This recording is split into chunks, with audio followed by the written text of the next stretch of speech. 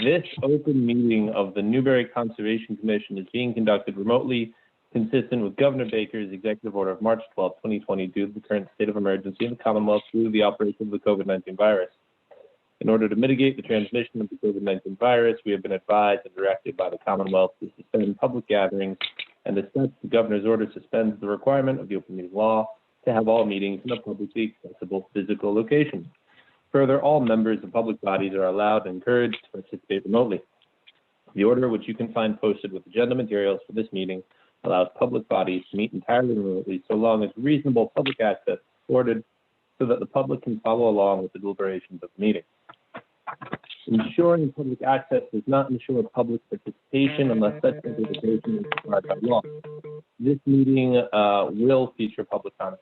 For this meeting, the Newbury Conservation Commission is convening by Zoom as posted on the town's website, identifying how the public may join. Please note that the meeting is being recorded and that some attendees are participating by video conference. Accordingly, please be aware that other folks may be able to see you and that and take care not to screen share your computer. Anything that you broadcast may be captured by the recording. All the materials for this meeting are available on the town of Newbury's website under agendas, and we recommend that members and the public follow the agenda as posted, unless I know otherwise. We are now turning to the first item on the agenda. Before we do so, permit me to cover some ground rules for effective and fair conduct of our business and to ensure accurate meeting minutes. I, the chair, will introduce each speaker on the agenda. After they conclude their remarks, the chair will go down the line of members, inviting each by name to provide any comment, question, or motion. Please hold until your name is called. Further, please remember to mute your phone or computer when you're not speaking. Please remember to speak clearly and in a way that helps generate accurate minutes.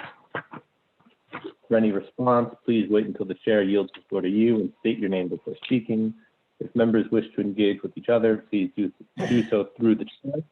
After members have spoken, the chair will afford public comment as follows. The chair will first ask members of the public who wish to speak to identify their names and addresses only. Once the chair has a list of all public commentators, I will call on each by name and afford 3 minutes for any comments. Finally, each vote taken in this meeting will be conducted by roll call vote. All right. There was an update to the script.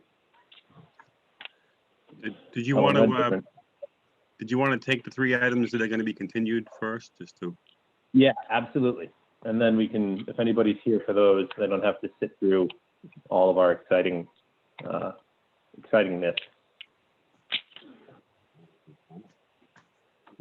right. So what are the 3, Bill? Nathan Gray, 21 Cottage Road. Okay.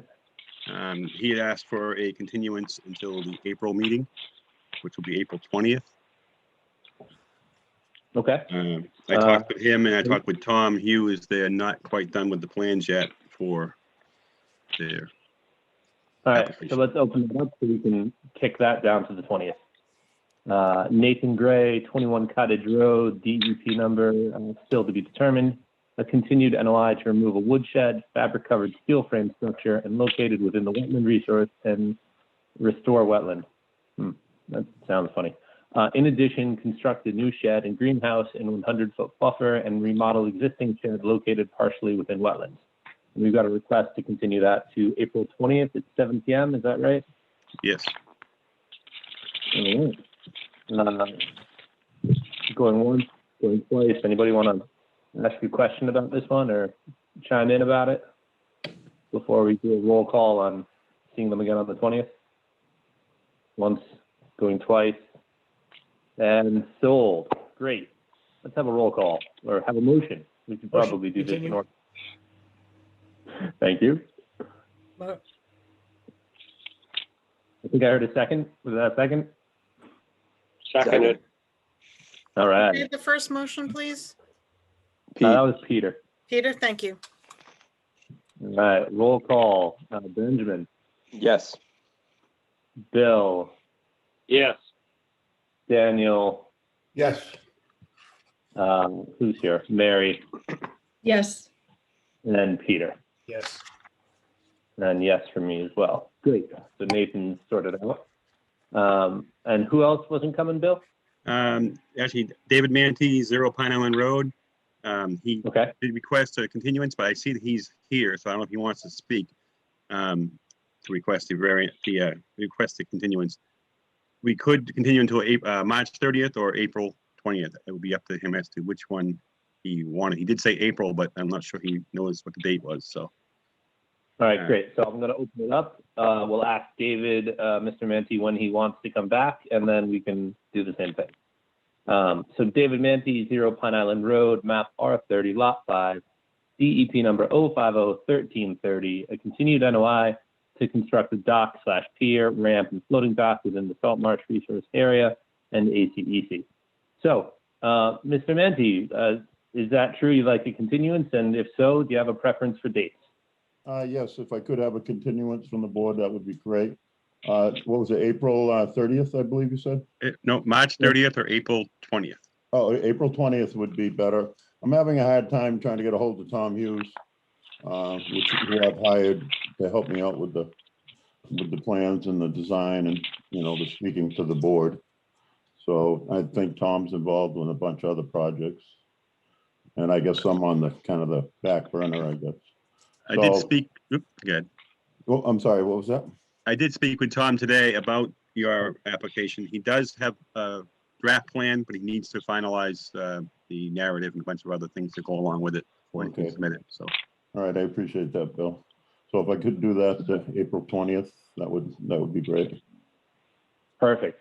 So to the board, if you guys want to chime in, speak up, this is the time. Going once, going twice. Sold. Wait, Right. sorry, I was slow on the unmute. Bill, did you tell Mr. Manti that we revised our dock policy at our last meeting, or tell Tom that? I didn't, but I will. I will give it to him. Thank you. All right. So that being said, who wants to make a motion to punt this to the 20th of April at 7 p.m.? I will move that we continue this hearing till the 20th of April at 7 p.m. Second. Thank you. All right. Roll call. Benjamin, Indeed. Mr. Lord, Yes. Daniel, Yes. Mary, Yes. and Peter. Yes, sounds lovely. I'm also voting affirmatively. All right. So, Mr. Manti, there we go. We're all set for the 20th. And, hopefully we'll be able to engage on the 20th. Okay, thank you very much. Hey, thanks. All right. Next So, one. Bill, who's number 3? Is Justin Leonard, 3 Southern Boulevard. I did speak with him today. We're still working out the planting plan for the restoration of the parking area that was inadvertently dug up. So we should have that ready for the March 30th meeting. So Okay. And is it true he still doesn't have the DEP number? he does not. We have to resubmit the information and actually change the application to a restoration versus a building a parking stall. So that's what I'm having him do. So. All right. So here we go. Justin Leonard, 3 Southern Boulevard, Plum Island, DEP number still to be determined. A continued NOI to restore an existing small parking area. What date, Bill, does he have in March mind? 30th. March 30th at 7. Okay. So going once, going twice, moving on. All right. Somebody make a motion to continue this one. Make a motion to continue to March 30th. All right. Second it. Oh, All give right. that to Bill. Roll call. Benjamin, Yep. Mr. Lord, Yes. Daniel, Yes. Mary. Mary, you're muted.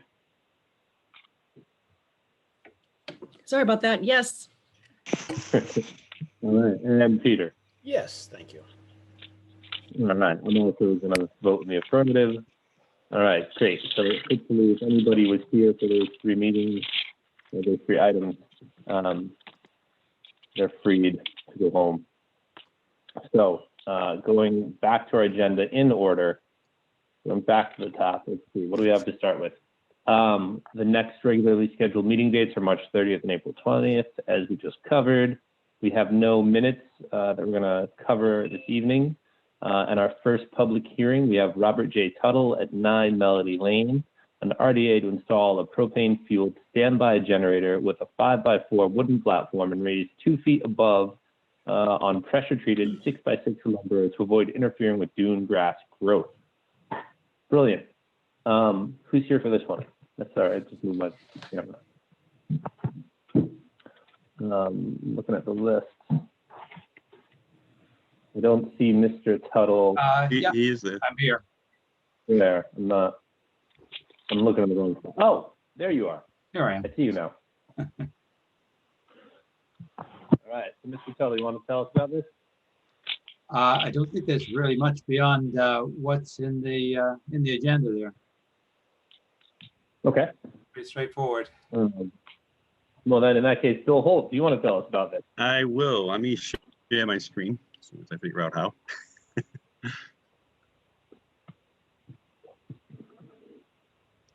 Okay. Can we all see that? Oh, Yes, yeah. sir. Yeah. All right, Yeah. That's the application for the RDA. Mr. Tuttle was proposing to putting a generator on a 5x4 wooden platform raised 2 feet above grade. What he has is a plan here somewhere. This is an aerial view of the site. And as you can see, the lot lines. It's on Melody Lane, which is abuts the basin in the rear, and the property lines are shown outlined. House location, the driveway, parking area, and the left side of the house is where he wants to put the generator. So looking at this, you can kind of see that the back, the rear of the property, the deck right here, the rear of the property is all dune grass vegetation. The right side has a good amount of vegetation on it, except right next to the house. To the left, you'll see there's a wall right here, which kind of limits access to the back of the property, to the location of the generator. But he's going to, most likely, we want a condition, if we give a negative determination with conditions, we would want a condition that he accesses from the left, where there's less vegetation disturbance. I have some pictures I'll show you in a second of this area, but that's the location he wants to put it. It is in the floodplain. It's an AE zone, which is elevation 13, sorry, on the flood maps. So if he accesses, we can, if he accesses from the left, there'll be less disturbance. I'll show you some pictures in a second on that, and I'll show you pictures of the rear of the property why we don't want it to go that way when installing the generator. I'm going to presume this generator is too heavy to carry by hand, and they'll have to have a bobcat-sized machine carrying in to place it on the platform. Being in the floodplain, I did look at elevations around the house, around the property. The highest elevation on the property is approximately elevation 8, which is 2 feet below the floodplain. I'm sorry, 5 feet below the floodplain. So with a 2 foot height on the platform, we'll put it at about 2.5 if you actually count the structure itself. It'll be about elevation 10.5, which is still about 2.5 feet below the floodplain. So I talked to the building inspector, and it's allowed to put that in the floodplain, but you'd have to make sure that it's a flood-proofed unit, and then also be secured, strapped down to the actual platform itself. It's a gas powered, I believe, is what you're proposing. Gas powered. Propane, yeah. Propane, yep. So I see I'll show you in a second. There's gas propane tank located right in this area here. So I'm gonna go to the pictures I took. As soon as I figure out how to do that.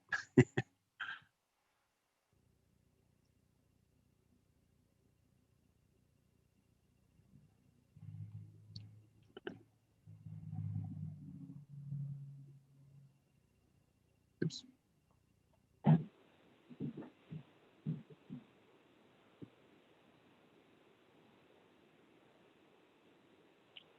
Well, there were some additional photos that I took on the following pages of that document, I think. Oh, okay. Let me,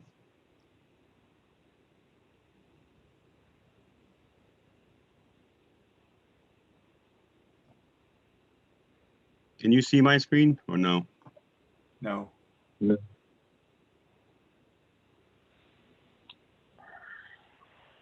little trouble here. All right, so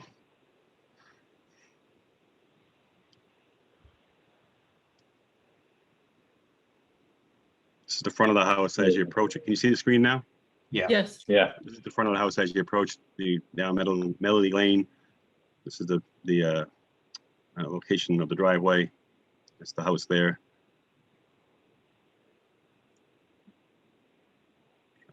Next picture. So you're actually looking down my driveway in that picture from Melody Lane. Okay. So this is a picture of the left side of the house where I assume the generator is going this location right here between looks like the heater and the propane tank. Yeah, and I think like 4 or 5 feet out from the house. Another picture, you can see the trees on the left side. There's less vegetation in this area right here. Just a little bit, but not a lot. There's another picture of the same view. This is looking back towards the street.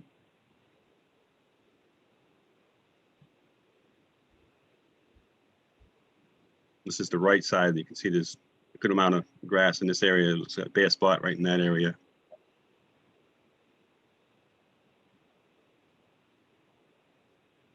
This is the front, and you can see there's a wall here located right where the driveway is. And there is some vegetation here, but be the shortest path and the least impact to the vegetation. There's again another picture there. You can see that there's a wall in the front and on the side, but it's much not as high in this area here, and there's a little more sand exposure there, a little less vegetation. That they went in that way, there would be less impact. We still may have to condition that they take some afterward. I come out and take a look and see if there's any loss of vegetation. They replant it. This is the back. You can see the back. This is the deck. And there's quite a bit of vegetation growing in the back. So to come that way, it would be longer path and certainly much more impact. So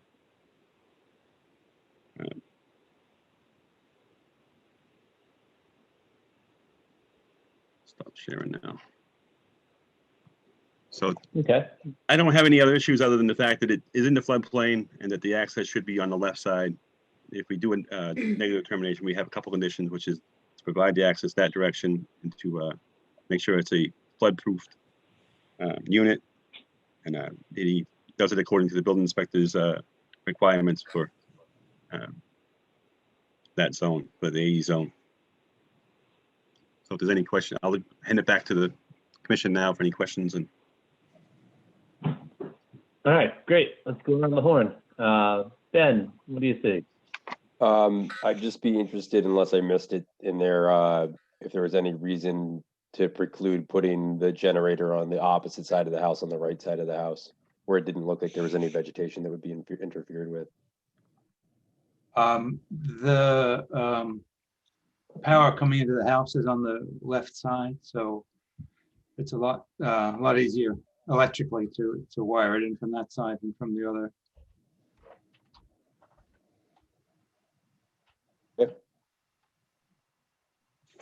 Okay. Bill Lord? Is that going to be right in front of the window?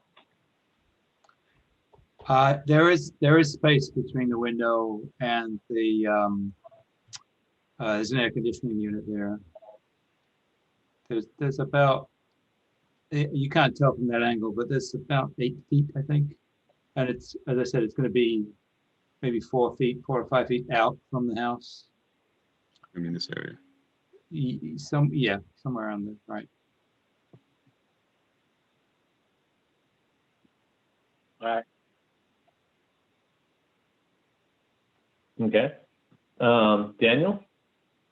No questions. Okay. Mary? I'm fine with it, with the conditions that Bill discussed, as long as that little pine tree there is not going to be impacted. It can be installed without affecting that tree. Okay. Peter? No, I don't have any questions. Thanks. Okay. Yeah, my only question would just be, is there going to be a path to this platform, or is it going to just sort of float and you'll access it sort of as needed?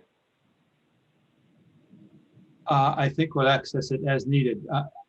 Obviously, the propane delivery has to get around there, so there is access currently. That's just another few feet to get to where the generator is going to be. Okay.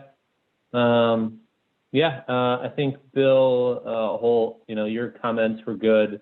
I think as long as you don't see any reason to talk about increased traffic over there and what that may do, I think that's a bit it's unlikely to matter. But if you see something from your pictures, or if you recall anything from your site visit, that might be good to just cover, because arguably that's more traffic going that way. Do you think that'll end up being an issue? I don't see it. Actually, the only reason to get over there would be to maintain it and to, again, to put the propane in the tank, which is already doing so. I don't really see much increase other than during the construction.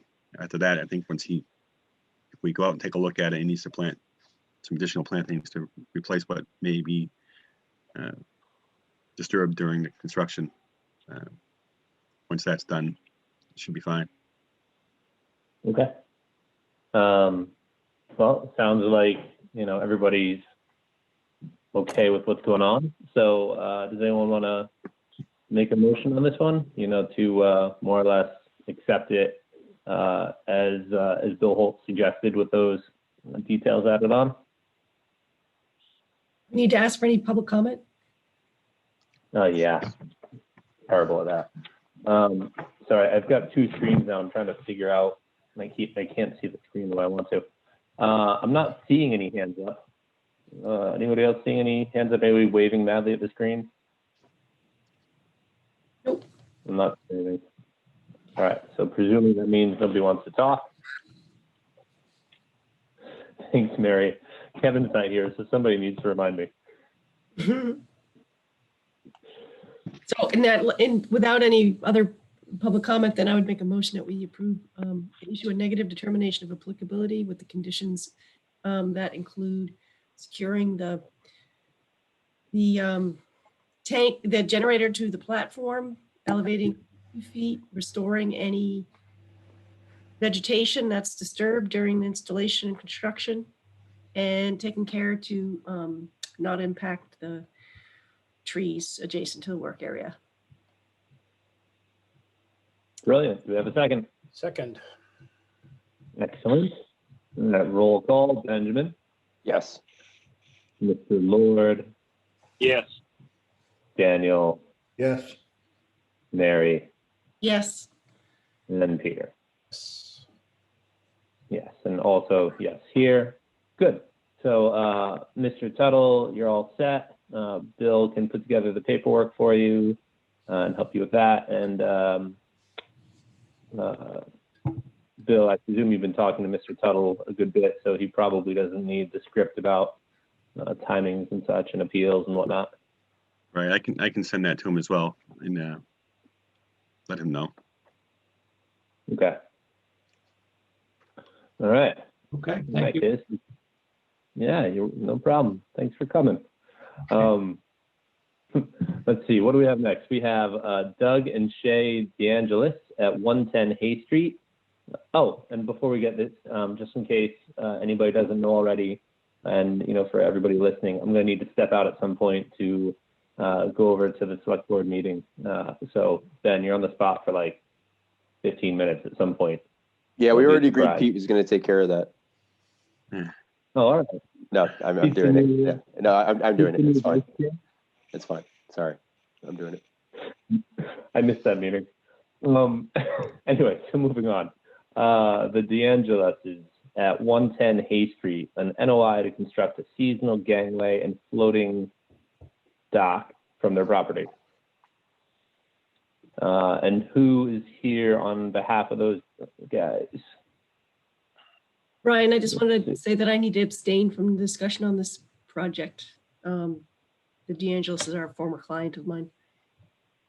That makes sense. Thank you, Mary. Thank you. Let's see. I'm not seeing their names on the screen.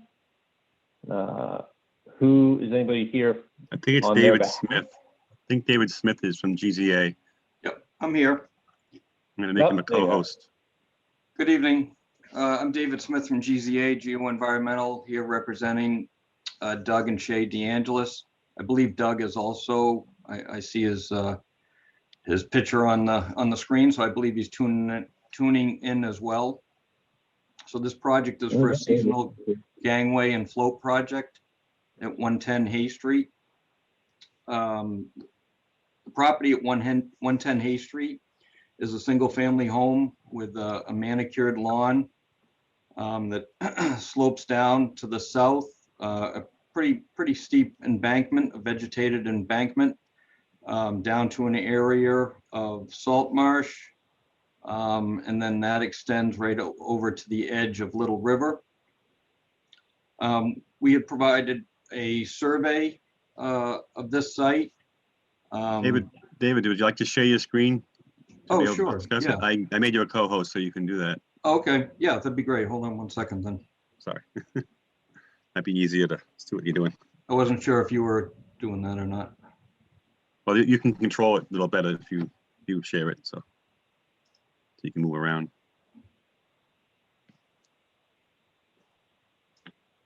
Yeah.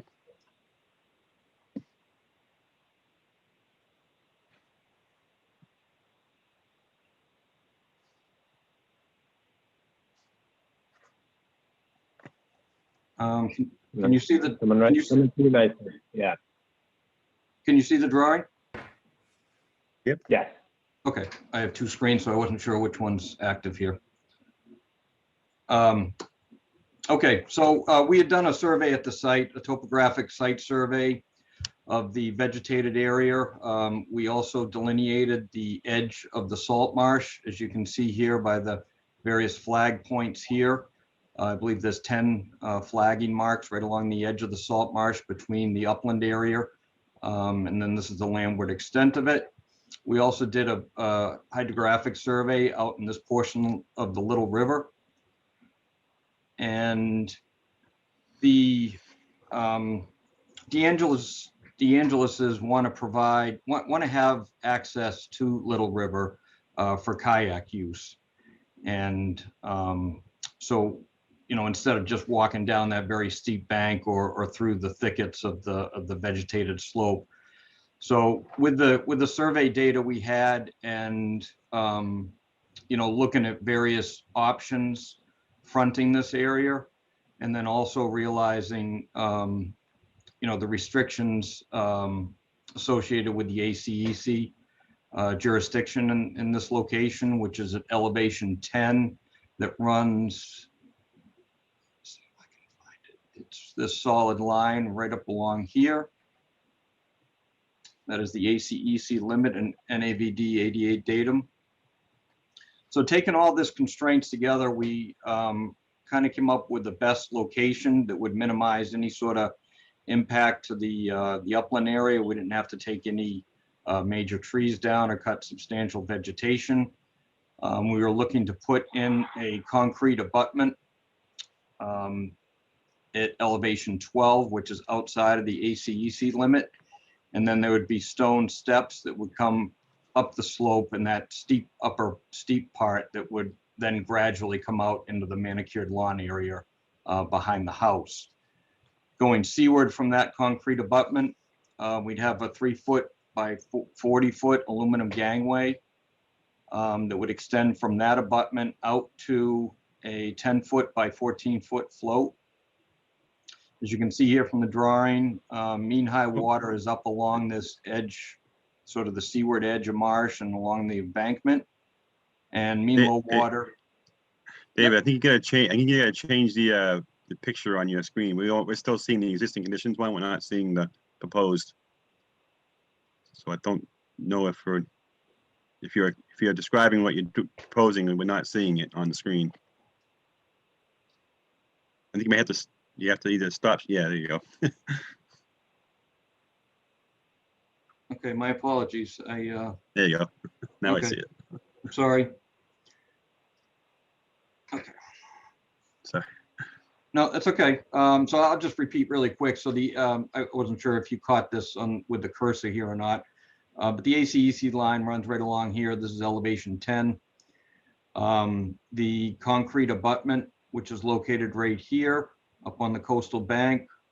This is going to be constructed at elevation 11, and there'll be granite stone steps that will come up the slope in the steeper part up into the sort of the flatter lawn area up in this location. From the concrete abutment going seaward to the south, there'll be a 3-foot by 40-foot aluminum gangway that will be connected to the abutment, and that will come out, as I said, to the 10 by 14 float. Mean low water is out here. This is the dotted line. Mean high water is up along the edge of the embankment and the seaward extent of the salt marsh here. So like I mentioned before, we had several constraints to be able to deal with, and this is the location that we picked. It'll be a bottom anchored float. It'll be installed seasonally with the abutment and the fact that it is a seasonal gangway and float. We will be seeking a Harbormaster Permit. We will not need the filing of a Chapter 91 license for this project. Because we are outside of the ACEC with a fixed structure. The gangway and the float are not considered structures. The bottom anchors would be located on either side, and there will be smaller mushroom type anchors that will come back and anchor the float. The float will be, I'm going to scroll down to the cross section because I think that will probably help. Can you see it okay, the cross section?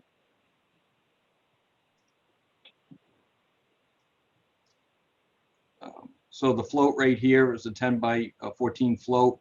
There is an error on the drawing. It says 12 foot right there, but the plan view says 14.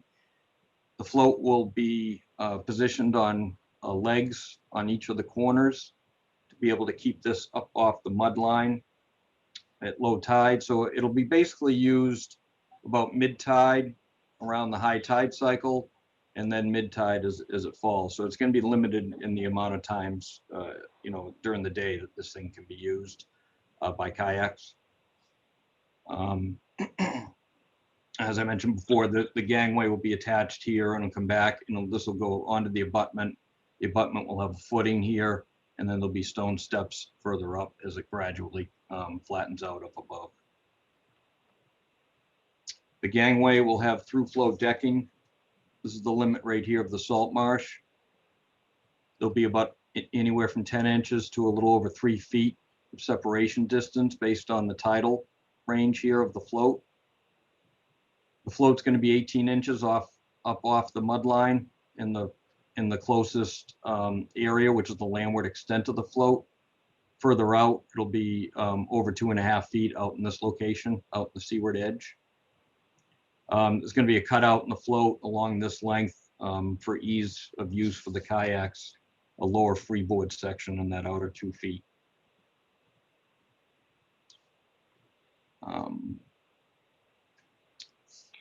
Bill had forwarded along a copy of the Division of Marine Fisheries review letter later this afternoon. I did look through it briefly. I don't know if you wanted to discuss this first, and I can certainly address some of these comments that are on here, or I can just stop now and answer questions. Why don't you just start with the letter and we'll go from there. Yeah, sure. Did you want me to, do I need to read the whole thing, or do you want me to just touch upon the 4 bullets? I don't think you need to read it. We've all got a copy. Okay. But the more complete, the sentences would be, it would just make it easier for anybody following along at home. Sure. I will summarize the second paragraph in the letter. It does refer to land containing shellfish.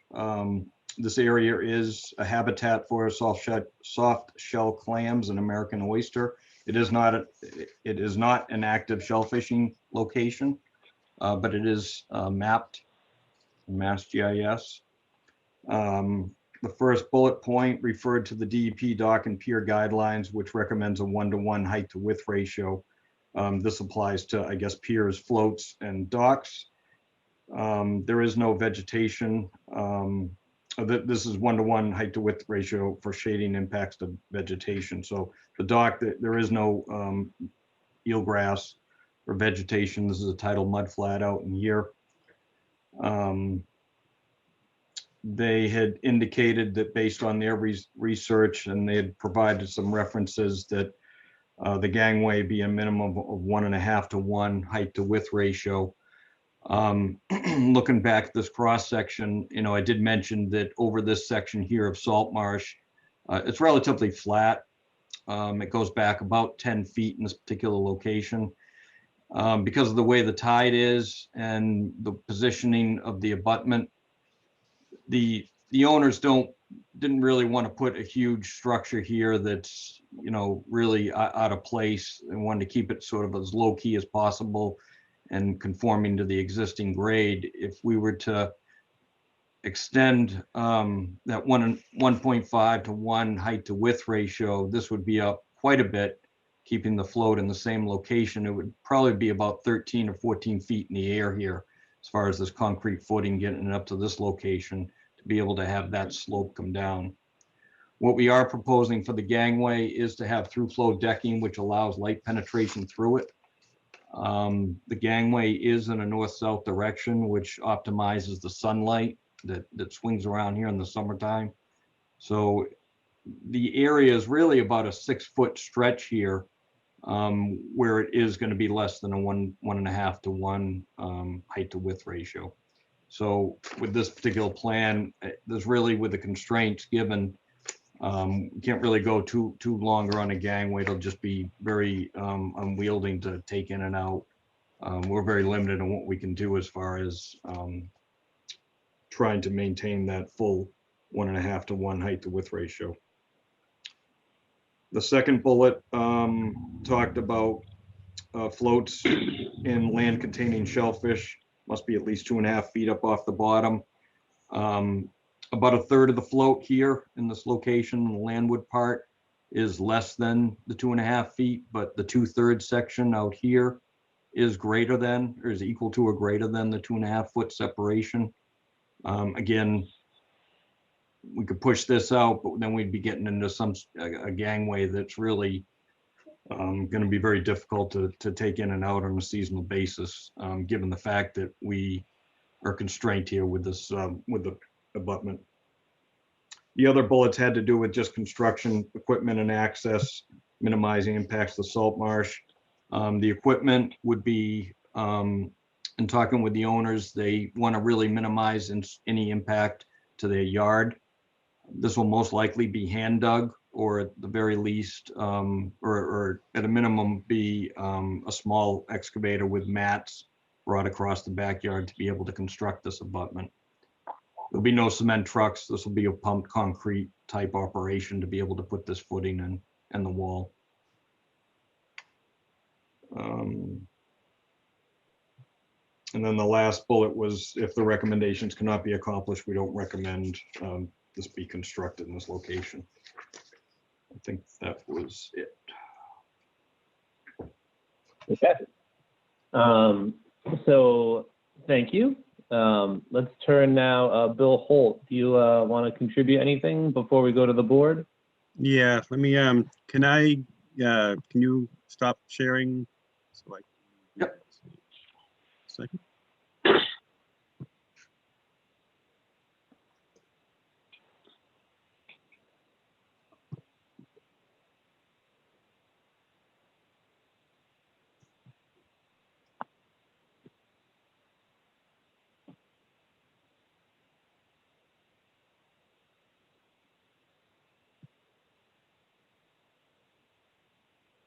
Can you see my screen? Yep, Yes. Yeah. coming through.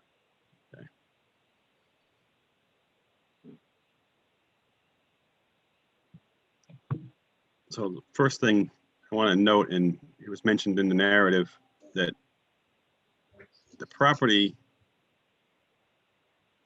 is separated from the stream, from the riverfront by the trustees reservation property. This is the property line of the trustees reservation land, which goes down to the bank and then actually out into they actually own this parcel too. So they own this strip of land and this, and it mentions that they got permission to cross the reservation's land to install the dock system. And I don't see any paperwork that reflects that. So right now we would be potentially permitting a dock over someone else's land that we don't have any proof of the ability of the applicant to do that. So I think we need to have that provided, the document that you have that says you have permission to do it, certainly before we would close the hearing and issue a permit, should that be the case. So that's my first comment. Noted that the proposed structures, concrete structures footing is very close to this 12-inch tree. I'm just curious if you can actually be able to save that tree or not. It doesn't say it's to be removed, but it looks like it might be very difficult to save that tree when you're building this.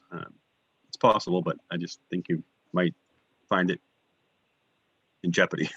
And other than that, you're only losing the one small 3-inch beech tree, which is pretty reasonable. Other than some shrubs that might be disturbed while you're doing it. I looked at if there was a potential to relocate. We did do a site walk. I did a site walk with Mr. Smith, the applicant, a few months ago, prior to winter.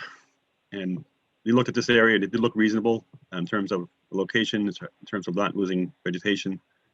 I do wonder if possibly this might be a better location, but out through this area here, but I see more trees, and then potentially the dock has to be much longer to get the structure outside the ACEC and the float in an area where it would service what the use be useful. So I think maybe this is a good location. I just wanted to go to the profile and the marine fisheries comments about the 2.5 feet on the post or the foots for the feet for the floating dock. If they were to provide 2.5 feet on the uphill, up gradient side, certainly they raise it up when at low tide, which is where you're only 10 inches from the bank where the salt marsh begins. That might increase that height there. And I know you said you didn't want to go higher. I was wondering if you shift it back or use along a gangway and just bring this up to here and eliminate these steps and push that back a little further. That give you a few more feet of elevation here, combined with a little more elevation here, you might get at least a 1-to-1. And also, I don't know, I thought they make a 30-inch wide gangway, which might help you also on your ratios of height to width to height. So I don't know if you could look into a narrower gangway by 2.5 feet versus 3, and possibly say shift that up and bring that up some to get a little more separation there to get at least a 1-to-1 that DEP recommends. That's just my thoughts. Other than those 2 items, I don't really have any other comments at this point. I'll refer it back to the commission for comments. All right, thanks, Bill. So Ben, you get to go first. Yes. I'm sorry, I had a tack on or an agreement with one of Bill Holt's points, but now I've forgotten what it was. I didn't write it down. I should have. So anyways, what Bill said, I think was very informative. I'll go with. Regarding the DMF letter,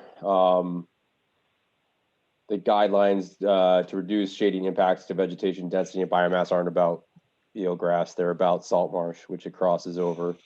And I realized, Mr. Smith, you just got the letter, so it's like you're just dealing with this on the uptake, but I'm just clarifying a few things. And also the references in the studies they did, flow through decking was one of the treatments they tried, and it had no positive effect on salt marsh vegetation retention under the decking. So while flow through I think is great, it doesn't really solve the issue. I didn't see anywhere, if I missed it, there a plan for removal and storage of the proposed float or gangway at a gangway of this length. And I just, things we have discussed or permitted recently, and we're moving away from permitting any of these structures anyways, is we've asked that they've been carried out over water and they're not brought over the marsh and not stored on the marsh. And with this proposed, I don't know who's going to come get it for them that far up the Little River. And I don't know how they're going to get it out here and put it back in without a crane on the property every year. So there's some logistic hurdles I can foresee there. And then finally, I think at this point, I guess I would just say that I think I'm largely in concurrence with the DMF recommendations and their conclusions, and say that the bridge just downstream of the proposed site really leads to some increased currents in this area, that the water really can rip in and out here. And so I'd be worried about this thing busting loose on big tides or storm tides. So yeah, I think that's what I have for this iteration. Thank you. Okay. Mr. Lord. I agree with what Ben's been saying. I also wonder the storage thing,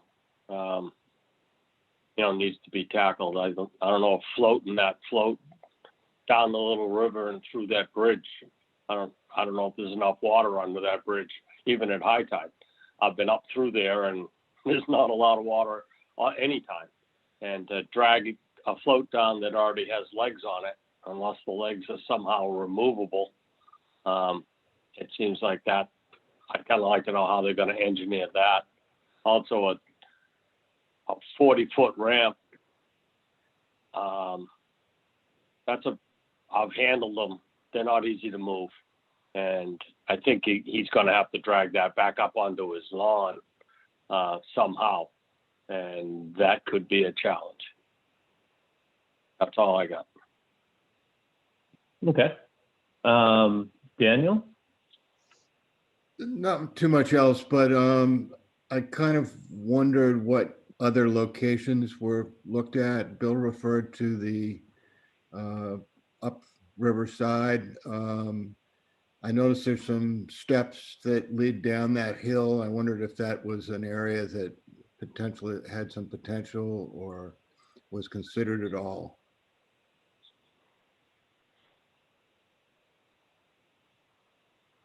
Daniel, do you want Mr. Smith to address that, or is that just like an open thought? No, I mean, I think it's, this is riverfront, so we'd like to see some alternatives that were explored, I think is basically where I'm going. There are those steps that get you to an area that I don't know if there's certainly less salt marsh to cross. I'm just kind of wondering what other alternatives were looked at before coming up with this solution. Here, Mr. Smith, why don't you, answer him, to the extent that you can for the moment. Yeah, sure.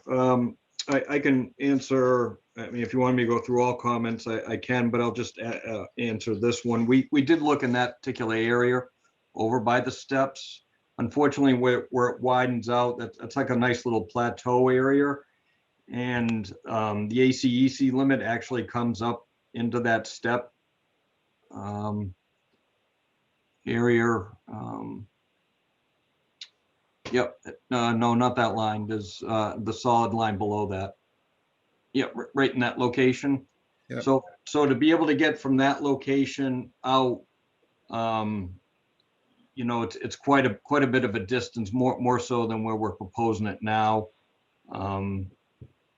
There was, you know, talk about at one point putting a fixed structure out there, but realizing the ordinance that or the policy that was just recently enacted that would probably have a likelihood of not getting passed. So we tried to pick. It's not a whole lot of options here, again, with the thick vegetation on the slope and trying to minimize any sort of, you know, clear cutting or vegetation to be able to get access in there, and the steepness of it too makes it unique. But we did consider that, and you know, knowing we would be continuing this hearing, I will get back to the applicant on this, and we can have a further discussion. There could be certainly options of temporary, you know, and something that's not fixed but temporary in order to be able to get some access and get the float over in that corner. We had looked at that, but ultimately we went with this particular layout. Okay, thanks. Dan, does that cover your bases? Yes, I'm all set. Thank you. For now. Okay, well then moving on, Peter, what do you see? Yep, so I agree with the comments that have been made, and there appear to be a number of concerns. And with the you know, DMF letter that just came in, I think that's also something that needs to be looked at. And I expressed the concerns that's going to be a big something to move around. So I think a little homework might be helpful here for the commission to then look upon. Okay. I don't think I have anything to add. I think everybody else's comments ought to cover for me. So let's go back then. I remembered what I wanted to reinforce from what Bill said, which was that looking at the narrative provided for this project, sorry, just so I don't mess it up, I'm going to pull it back up. I think it says that a portion of the project site is owned by the trustees of reservations within the salt marsh limits. However, the project proponent has been given written permission to cross their parcel for access to the river, which to me sounds very different than construct a float and ramp system that crosses their property and a dock that sits on their property. So I think I just would reinforce that the commission should get something in writing from the trustees that says we're satisfied with the proposed plan of construction, rather than something that's worded as they can cross our property to access the river, which sounds like walking kayaks down to the river more than making a dock. This is Doug. Just want to let you know that I did email about 10 minutes ago when it was first mentioned. I emailed a letter from the trustees to David. Thank you, Doug.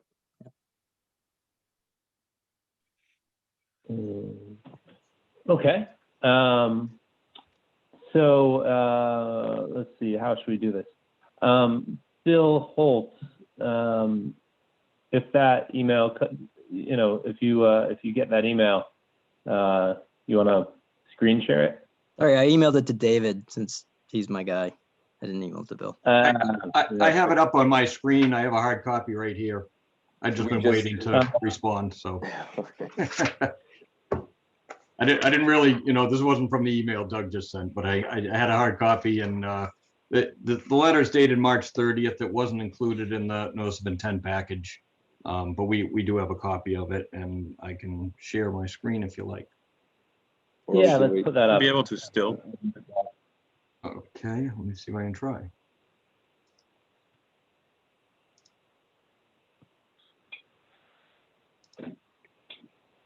Yeah. I can just leave it up here if you can read it, or I can read it for you. It's up to you guys. This should be okay. Just leave it up. Okay. Give us, yeah.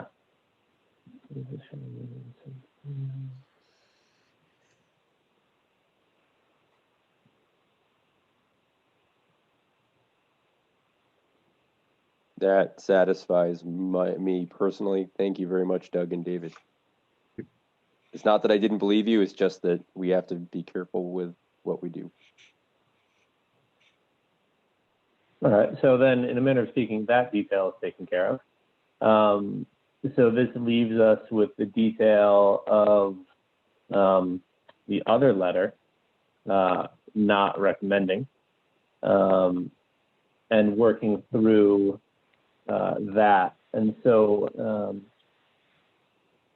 you know, the sort of the thing left on my mind is whether you guys want to sort of take the projects back and see if you can find ways to address the points raised and come back to us with something tweaked, or if you want to sort of move forward with things, you know, as presented currently. Well, I think, so there was some issues with the fee calculations that were submitted to DEP, so that held up the file number. I've since resolved that. And because of that, I know that there'd be an automatic continuance here. I would like to continue and we can regroup a little bit. Bill's comments with regard to and most comments having to do with the letter and addressing the 1-to-1 or 1.5-to-1 height to width ratio, and as Bill indicated, possibly pushing it back and raising that float up. We can certainly explore that and try to minimize that and try to get closer to what the Division of Marine Fisheries letter, at least in that first bullet. We can also, I did touch upon briefly as far as removal and storage. We're going to leave it open at this point, that it would either be taken off-site down by water access through the bridge and out, you know, further beyond, or taken off-site at the particular site up the slope. We had talked about different rollers that could be integrated into the abutment where it can be pulled up, segmented floats where it'd be put together in sections to make it easy to be able to take apart. Same thing with the gangway, but with the continuance, we will touch upon that in more detail and have a more definitive response here on that at the next meeting. Okay. So then, would you like to come back to the 30th or the 20th of April? 30th of March, 20th of April, or the next two meetings? If we could pick March, I'm sorry, you said 20th? March 30th. I think so, right? Bill Holt, March 20th? Yeah, March 30th or April 20th. Sorry, March 30th and April 20th. If we can pick March 30th, that'd be great, and shoot for that. Okay. So then let's look out to the audience. Anybody have their hand in the air? Anybody waving madly at the screen that wants to chime in about this one? I'm not seeing anything. No hands in the air, no wild waving. All right. Okay. Well, then in that case, let's go back to the commission and have a motion to see these guys next time. I'll move to continue to March 30th at 7 p.m. Second. Second that. All right. Thank you. Roll call. Benjamin. Yes. Mr. Lord. Yes. Daniel. Yes. Peter. Yes. And I will also vote in the affirmative. Great. All right. Well, thank you guys. Thank you. And we'll see you then. Thank you. All right. Next on the pile, we have Dwayne Cromwell at 11 Jackson Way, an NOI to perform renovations on an existing single-family dwelling.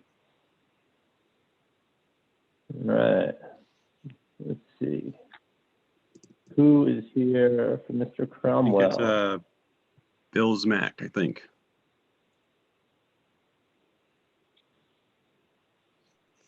Bill Barrett, I think. Is he here? It's Bill Barrett. Yep.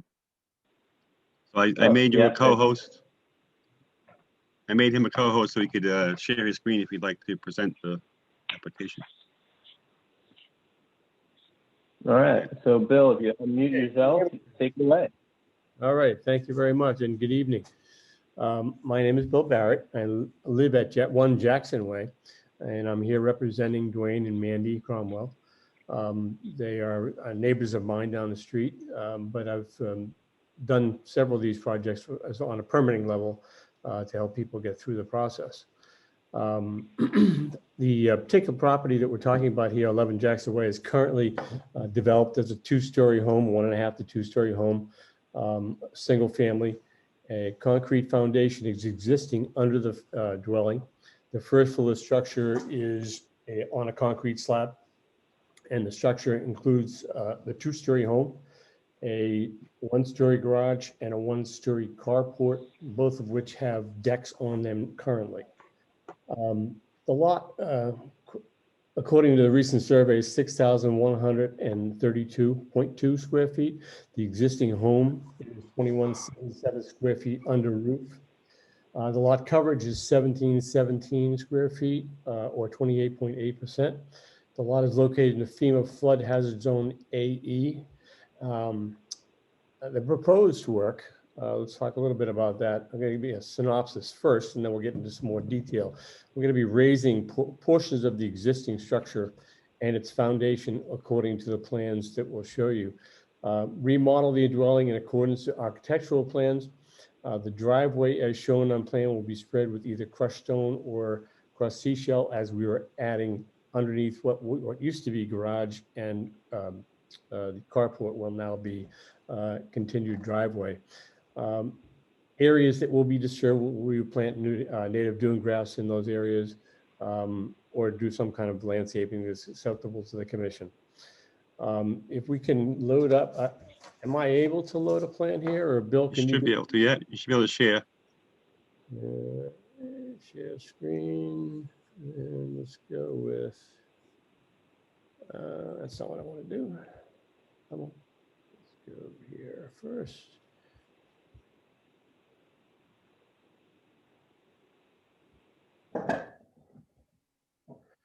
This is the existing plan you'll see here. Can everybody see it now? Not yet. Yeah, we'll come back to Zoom. And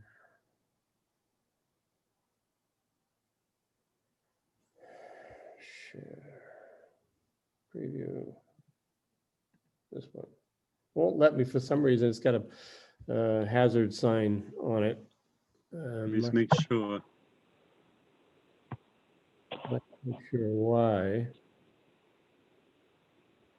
Yeah, I'm saying you're a co-host. Step in and go to the other meeting. Let me try it this way. Open system. All right, Brian, I got you. All right.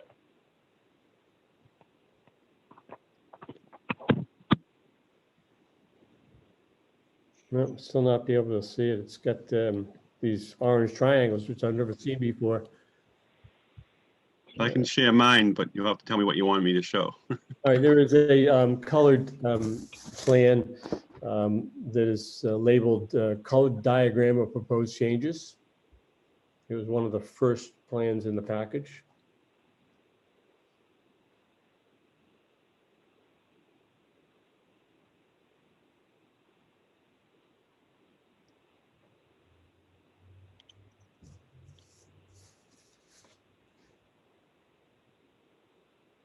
Trying to find the right thing. Hold on a second. Mm-hmm.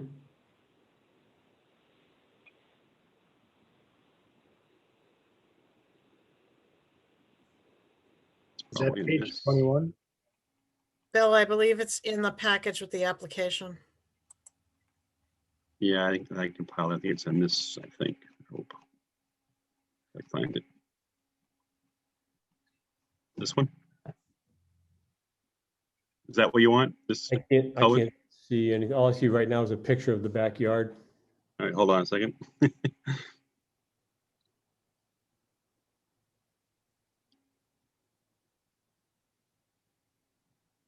That's it, yep. Let me just, Maybe rotate that 9 degrees so the street's at the bottom of the screen.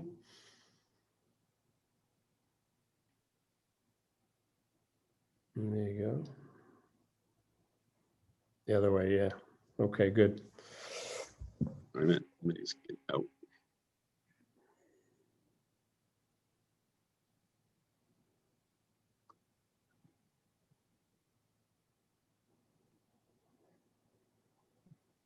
Oops, sorry. Technology is killing us.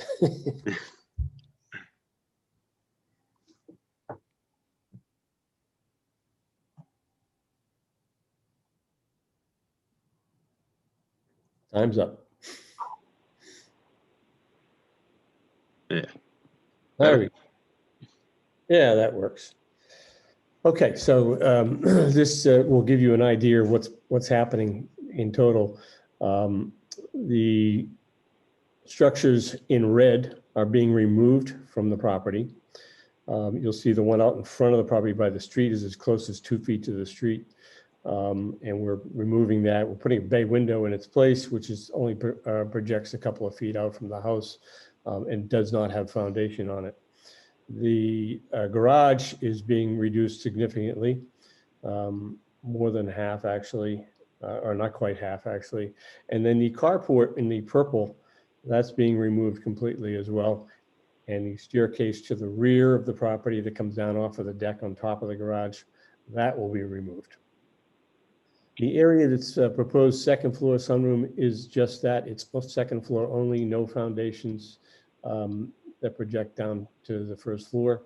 The area is just an entry roof. The one you're right on right now, Bill, is an entry roof for the door, the entry door.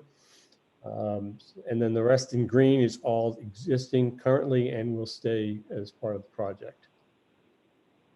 As I said, the house is currently on slab. It's a fairly low portion of the property there of that street, elevation 6 in the street area itself. And then the left-hand side of the property is kind of like a waterway that extends the water out towards the backyard.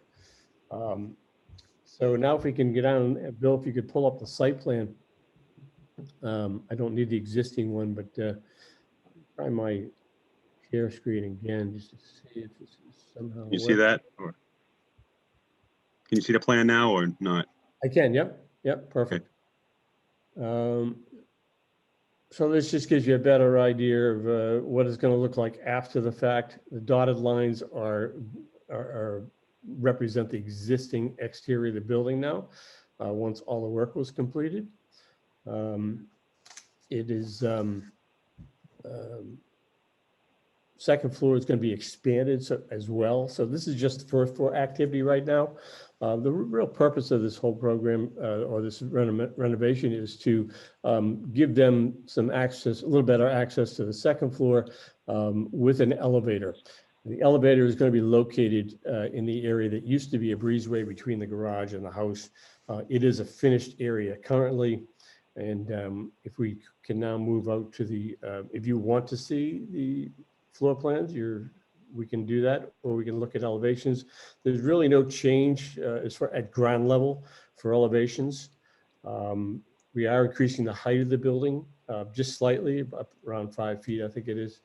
And that's the extent of the construction. It's somewhat of a remodel interior.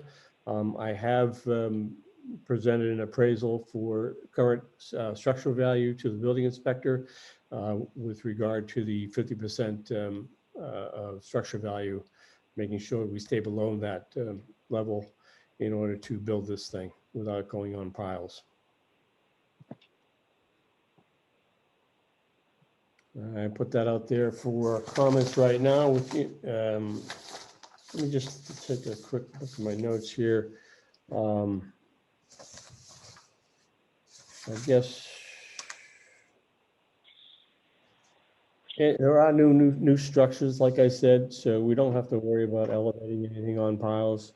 Although I've noted a couple of areas of the narrative, there is no elevation that needs to be required here. There you go. There's that's a picture of the existing building in the darker lines, and behind it is a picture of the upper level with the elevator shaft going up to that deck level. So it's going up 3 levels: first floor, second floor, where the master will be, and then the 3rd floor deck level.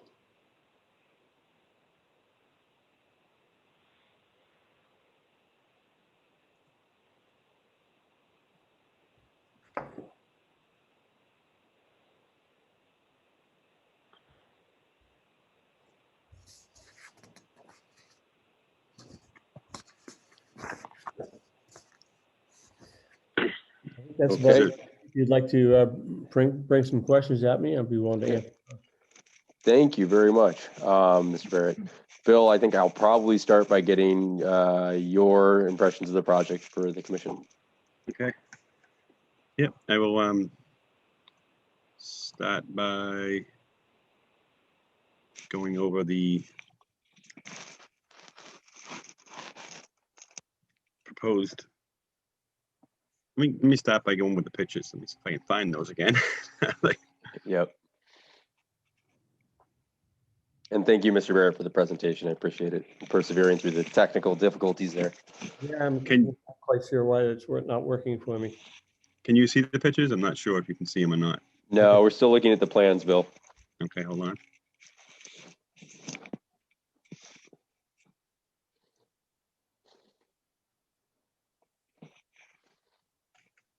All right.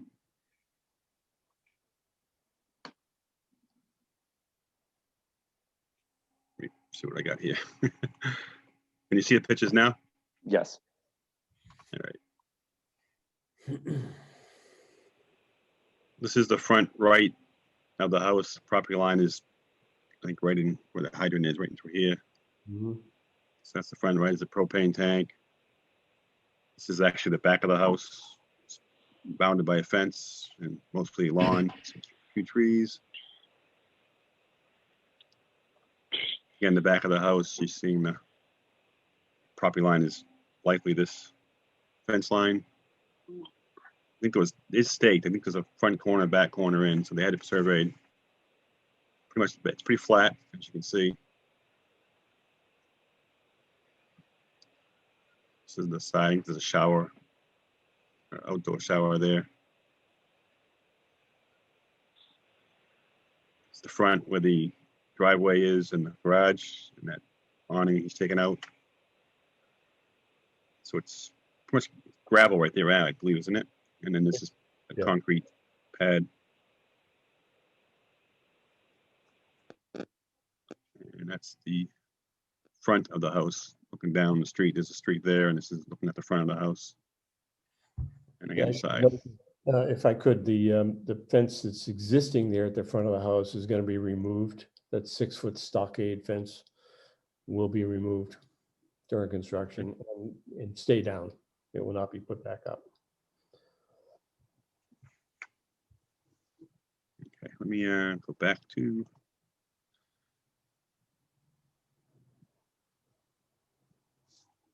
plans.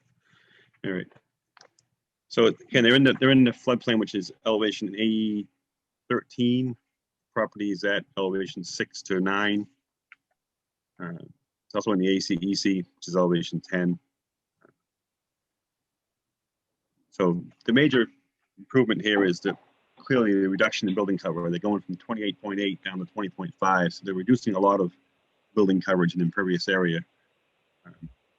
And they went upward renovation for the most part, reducing the footprint and increasing the second floor, third floor, if you want to call it that.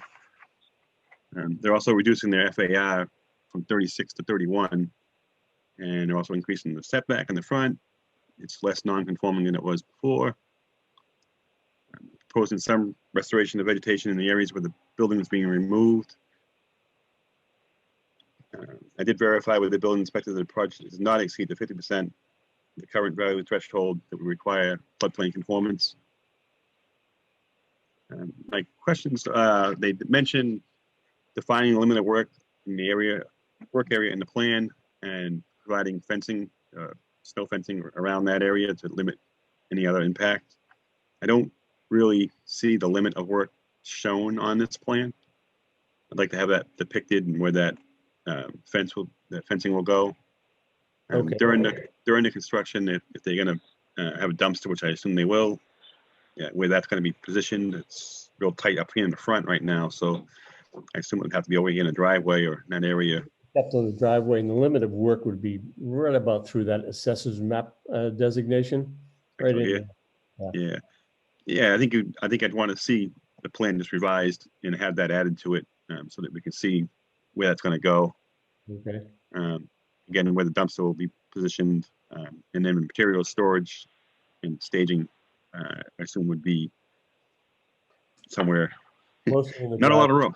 That's a big question. So if we take down the carport and the garage, obviously that area will be a lot more valuable too as far as storage is concerned. Yeah. So I think that's kind of a couple things I'd like to see on the plan. For the most part, I don't really have an issue with the proposed work. So for the most part, it's a reduction, and it's pretty much a grass lawn. It's not native vegetation. So it's overall, I think it's an improvement to the site to have the reduction in cover. Move with that fence, which is solid fence, is another plus. If they're going to put any other fencing up in place of it, they should make sure it has the openness requirement. So I think I'll hand it back to Ben and let the commission ask any questions they might have. Thanks, Bill. That was a really nice summary. Before I start the horn, I was going to ask you, the agenda I'm working off of is the one that was sent out by Kathy last week. Has there been a DEP number on this yet or no? I don't believe they have a number. Okay, yet. So we're operating from, we will be continuing anyways. So just in reference to some of what your comments were. And with that, we can go around the horn. We will start with you, Mr. Lord. Done pretty good so far. It seems to be an improvement on, or be less non-conforming. So I'm okay for now. Great, thank you, Daniel. Yeah, I was looking at the fence in the front yard there, and I'm glad that's being removed. Other than that, I don't think I have much to much in the way of questions. We've got good information. Okay, Mary. Yeah, it sounds like a good project. I would just ask that on the revised plans, you include the square footage of the replanting area and a planting plan, or what you're going to put, whether if it's dune grass, then, just a plant density. So we have some idea of, when Bill needs to monitor whether that's in compliance or not. Okay, and Pete. Have any comments? Thanks. All right. I don't have any additional comments. I think that the Bill's and Mary's were really good. And comment regarding the landscaping. The building in the front of the house that's being removed, 10 by 12 foot area, I believe it is 120 square feet. There's probably going to be a little additional area added to that for rebuilding. That whole area is going to be kind of landscaped with plant materials that are allowed by the Conservation Commission, and dune grass, a combination of some things. So I can certainly put a number on the plan. It will definitely be 120 or more.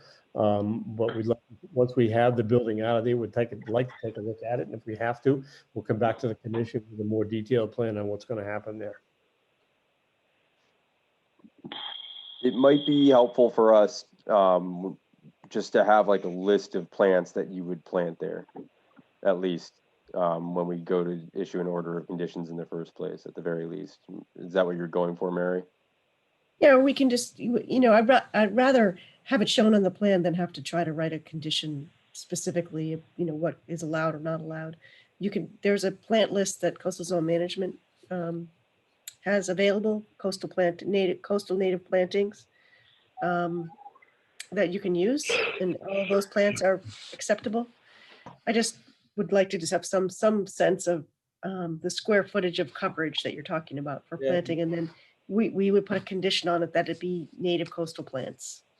Okay, you used to have a plant list on your own website that's no longer there for some reason. I went looking for it today and it's not there anymore. Well, I couldn't find it anyway, but it was right in the conservation area. And but I'll find something similar and we'll come back with a list of plants that they'd like to see there. If you don't find it, let Bill know and I can forward you one that I have. All right, awesome. Thank you. I was gonna say, I'll Bill, well, look for maybe, okay, you could forward it to him. I'll look for it, see where it went. Okay. Yeah, or maybe we should just put a link to the CZM list. It seems like Easier. that's what we typically reference. Anyways.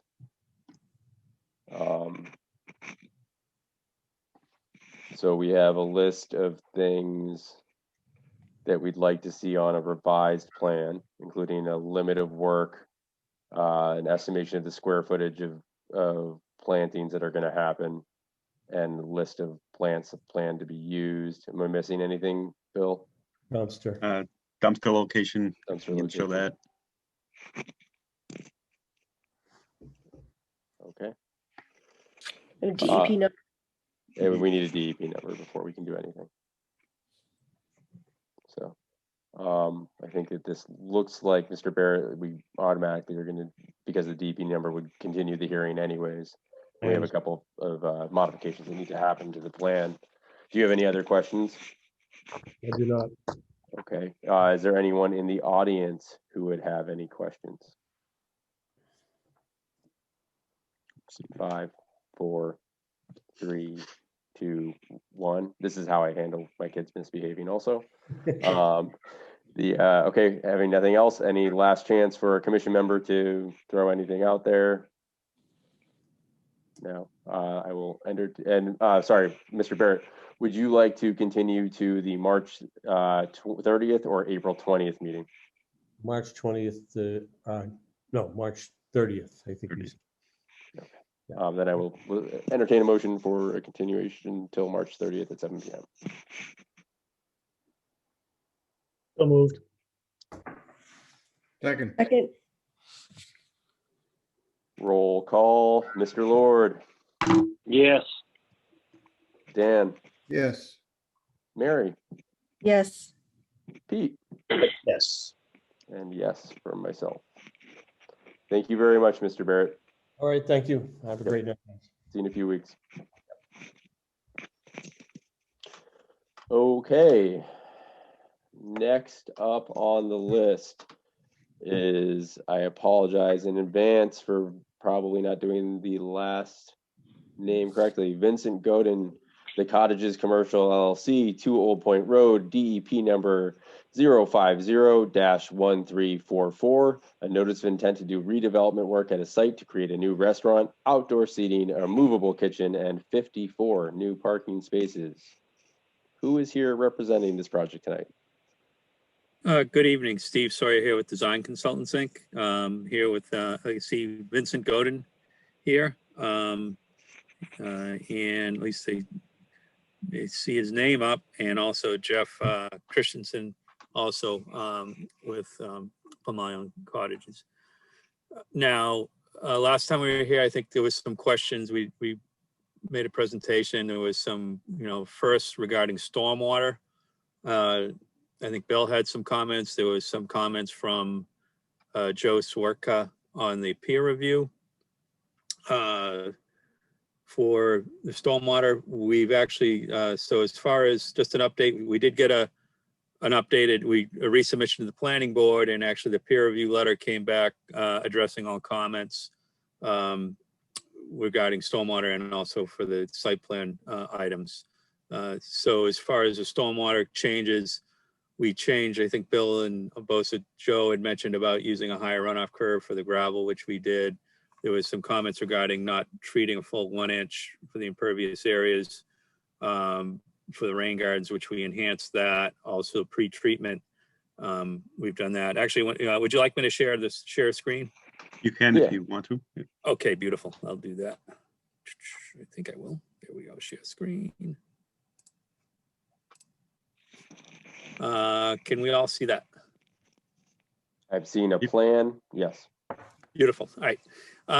So one thing we did, there was questions regarding stormwater water being directed to this this rain garden here. So what we've done, what happens is the stormwater is picked up. There's a berm here, kind of runs around this area, and then everything on the site it drains in this sort of from left to right as you're looking at Plum Island Boulevard. So what we did is we provided a subtle stone swale at the edge between the parking and the restaurant area, outdoor seating area out here, to direct the stormwater to a small sump and then into the rain garden, and then where it overtops and then onto the street and into the catch basin. So we achieve our full 80% TSS removal for a 1-inch water quality volume. The same over there. I believe there was a comment regarding plantings in the rain gardens. We've modified that to, I believe, the landscape architect provided a northern bayberry and American beach grass, a little more hardy, tolerant species within the rain gardens. Another major change was, I don't know if you recall, you see the center line here on Old Point. We were actually curving the site and removing pavement out in the right of way.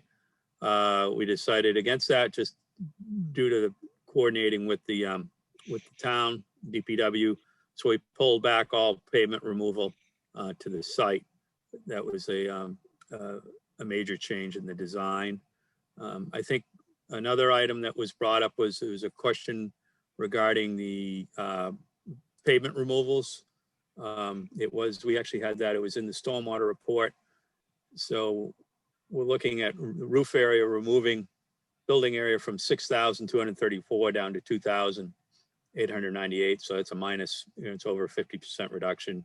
3,336 removed pavement, going from 13,207 down to 5,118. So it's a little over 8,000 square feet of removal. We are increasing the gravel. There's a slight increase in gravel on the site by 4,600. And also the lawn numbers, sand is increased for the play area, the in seating area out on the restaurant. We do have a wood permeable walkway, and then wood and permeable walkways on the property, and also some pea stone and seashells. So the overall impervious is reduced significantly from 19,440 down to 8,000 feet. So we have a significant over half of the impervious surfaces are removed on the property. I think that was a question from the commission. Another item was we had on the landscape plan. Let's see if I can jump to that. Did the screen jump to the landscape? Yep. Okay, perfect. So we had, as part of the landscape, we had sort of a bermed beach grass area planted around this this area here. There was questions regarding stability of that. So what we did with that is we updated the detail. So along the roadway where we're cutting, we're going to saw cut and put a planter curb here to hold this berm, planted berm back. And then along with the beach grass, we'd provide maybe a coarse sand planting. We'd probably mix in a little bit of fines to hold it together. So maybe some seashell material to hold it, make it a little more intact. Also, we'd cover it with a jute fabric with plugs of beach grass until the root, to stabilize it. This berm would be very slight. It would be 8 inches, maybe 12 inches at the most, just roll up slightly and then back into the sand area where I think there'll be some maybe cornhole or part of the restaurant activities just back of this berm to basically separate the restaurant from the roadway. Our feeling this was a massive improvement than what exists today out there. As you can see, we have a tremendous amount of sea of pavement around this corner that we're removing. But unfortunately, we did get some comments back from DEP regarding the new pavement. We were providing a small area of pavement here for ADA parking, of new pavement there for ADA parking, and then also some permeable paver surface here for ADA seating and access throughout the restaurant. We are concerned about those comments. I have reached out to DEP since I was notified of the comments last Wednesday. I had been checking the website, and I was notified, I guess it was at the planning board meeting last Wednesday, that Martha had mentioned there was, I guess there was comments posted on the DEP website. Much to my avail, I have yet to find out who the reviewer is. They're a tough crowd to get a hold of nowadays. They seem to be working from home. They hard to get a call back or a return email from anybody over there. So what I'd like to do is work out, I'm not sure if with those comments, what I should ask is, with those comments, does the commission here, are you concerned with this, given the large reductions of pavement, number one, with the permeable paver, or with the small area of pavement for the handicap parking? And I guess I'd look for direction from the commission. If you are concerned, we'd remove it and go with, I believe I could go with a stone dust surface, a smooth compacted stone dust surface, which would suffice for ADA access in the parking area out here. And then as far as this area, permeable paver, I think we'd end up implementing the wood, this wooden surface, solid surface here, or for ADA access. So I'd look for direction from the commission here, whether if you agree with those comments, I'd make those changes and move on, rather than reaching out to the DEP and seeing if they're explain that it's for ADA access only. So I think that basically covers the changes from the last meeting. Just an update. We did meet with the planning board. I think Peter can verify that. And also that I think as far as the overall site, I think we're past a hurdle. There was some additional information asked regarding traffic, our traffic memorandum, which we're looking to coordinate between now and the next meeting, which I believe is in March, third Wednesday in March. So I think I'll wrap it up with that and turn it over to the commission for questions and direction. Thank you very much, Mr. Sawyer. Bill, what do you have? Yeah, I can add or concur that most of the issues with the drainage, just about all of them, have been addressed by the applicant's engineer. To my satisfaction, I also believe to the satisfaction of the planning board's consultant, with the exception of the test pits in the two areas, the bioretention areas. They provided some boring information which established a water table, but I think I'd feel more comfortable seeing some test pits, one test pit in each of those two areas. They're very small, so I think just a single test pit in each area would be sufficient to verify the water table and the type of soil which we expect to see, which is probably sand. So I still like to see those. I'm pretty sure Joe still wants to see those as well. So I think you might want to coordinate those tests sooner rather than later. Yeah. Hey, Bill. Yep. If you don't, so we did speak to that, and I think Joe agreed. The comment, Joe agreed. There was some email confirmation or coordination with that, and what was agreed upon with Joe is that when we get immediately when we begin demolition, that we're confident enough that we'll find sand and that the water table will be more than 2.5 feet below grade. I think we're all confident of that.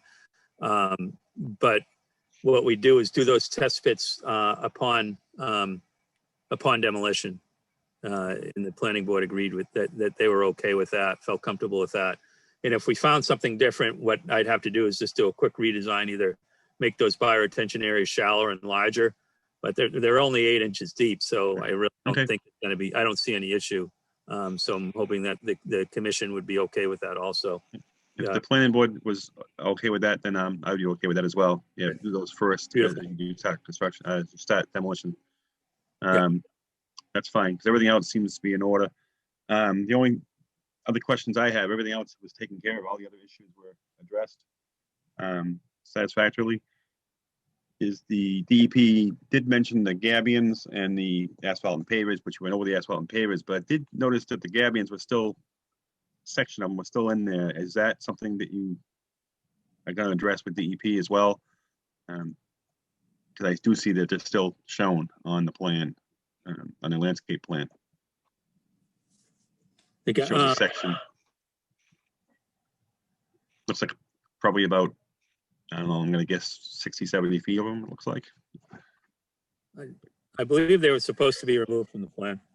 Yeah, those are going to get removed.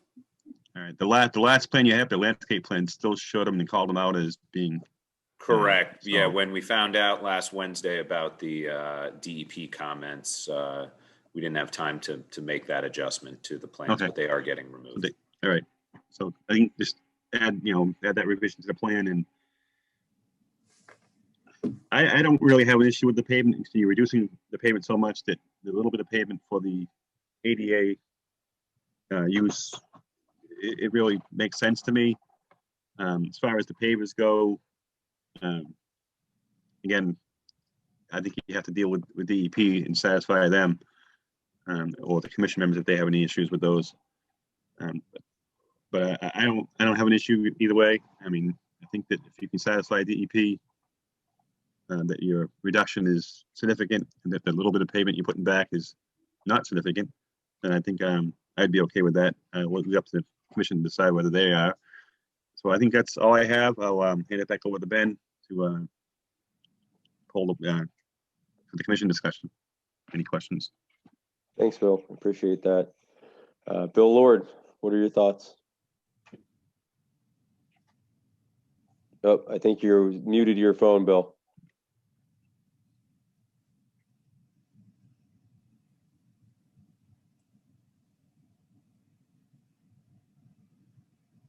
There we go. I think they addressed everything that we talked about the last meeting, and I don't have any more concerns. Okay, thank you, Bill. Dan. We talked about that fence on the north side of the project. Has that been changed? I didn't. Yeah. Oh, yes, it has. Okay. Yeah. I've been sort of trying to figure out with the whole paver thing, because I remember it from past projects, but I always thought it was more of a V-zone thing, that those pavers could become projectiles or something of that nature. With what else is going on here, I mean, I think it's not unreasonable to see those there. And it seems like this area may need a little TLC in the spring if there's storms or something like that. It seemed like those pavers would be really easy to kind of flush up if you had some rearrangement going on. So I would I don't really have any good reason not to go with the pavers myself. Okay, thanks, Dan. Mary.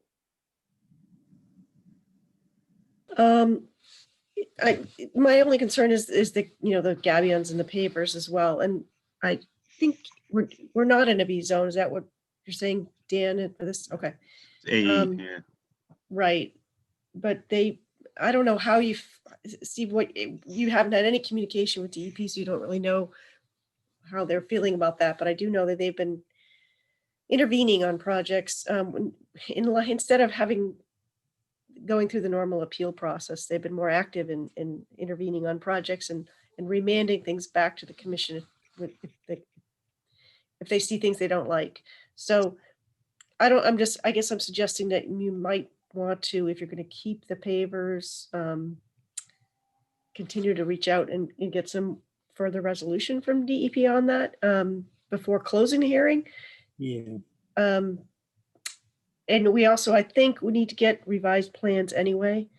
So I think you have a flavor for the sense of the commission on the project. I don't hear any major objections, but it might be worthwhile to keep the hearing open just for the 2 weeks to resolve those issues, get a clean set of plans that we can reference and not have any bounce backs. Yeah, thank you. Yeah, that makes sense. Peter. So Steve, you're asking for direction from the commission as to whether, you should change the surface and go with the, I'm drawing a blank with the The stone dust. stone dust or the wood. That's gonna be your call. Yeah. What you feel comfortable with, right? I think what I'd like to do, we got a couple weeks here. I guess the next meeting is what? It's 20. April 30th. Oh, sorry, May 30th, March 30th, or April 20th. March 30th. Yeah, March 30th. So we got a meeting with planning. Hopefully, we can finish up planning board the previous Wednesday. So in a perfect world, we'd like to close everything up before the end of the month. That gives me a couple weeks to reach out to DEP and hopefully get some communication. I really don't want to. I'd hate to close this and send it off and have them intervene and drag things out, because we really want to get this rolling and have this up and running, at the beginning of the summer. So I think the plan would be to see what we can figure out. Plus, you need a fresh set of plans with all the changes, and whatever the decision was, whether we go with the stone dust and the wood surface or how we work it out with DEP would be on that set of plans, the correct plan for referencing, and not have to condition. One thing that would be helpful is that, I don't know if it seems as if the commission is comfortable with the project, is to at least get the order starting, order conditions begun and kind of in a manner where we could get the order quickly after that meeting and get the appeal period run, so we could get rolling out there. That favorite I would ask of Bill and the commission. I could start a draft. That would be fine if the commission is okay. Greatly appreciated by the crew here. Yeah, I don't have too much else. I definitely agree with Mary that if you haven't heard by I don't personally, I think that you've greatly reduced the amount of asphalt, and the pavers aren't highly objectionable, but I completely agree with Mary that if you haven't heard from DEP by whatever your date is to get those design changes done, that you fall in line with the DEP comments. Yeah, I think that'd be a much better outcome for everybody here. Changing it over to wood, the wood decking would probably satisfy them. Yeah, you'd have to end the crushed stone or dust for the parking spaces.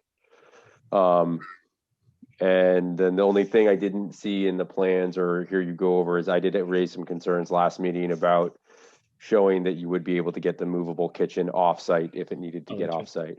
Yeah, I can address that. I had a couple of discussions with the company that builds these, and what I learned is that it doesn't slide on and off of a vehicle. It actually is a crane that actually just picks it up. So what would happen is the truck would drive right next to it, and the crane would just lift it up and drop it. So it doesn't actually get affected by what's on the right and left of it, like the plan showed. So it wouldn't be affected by those dumpsters. That's really good news. Can you just put that into the narrative? If it's not in there, just add that into the narrative for the final revisions. Thank you. Thank you. Is there anyone in the crowd that would like to speak to this project?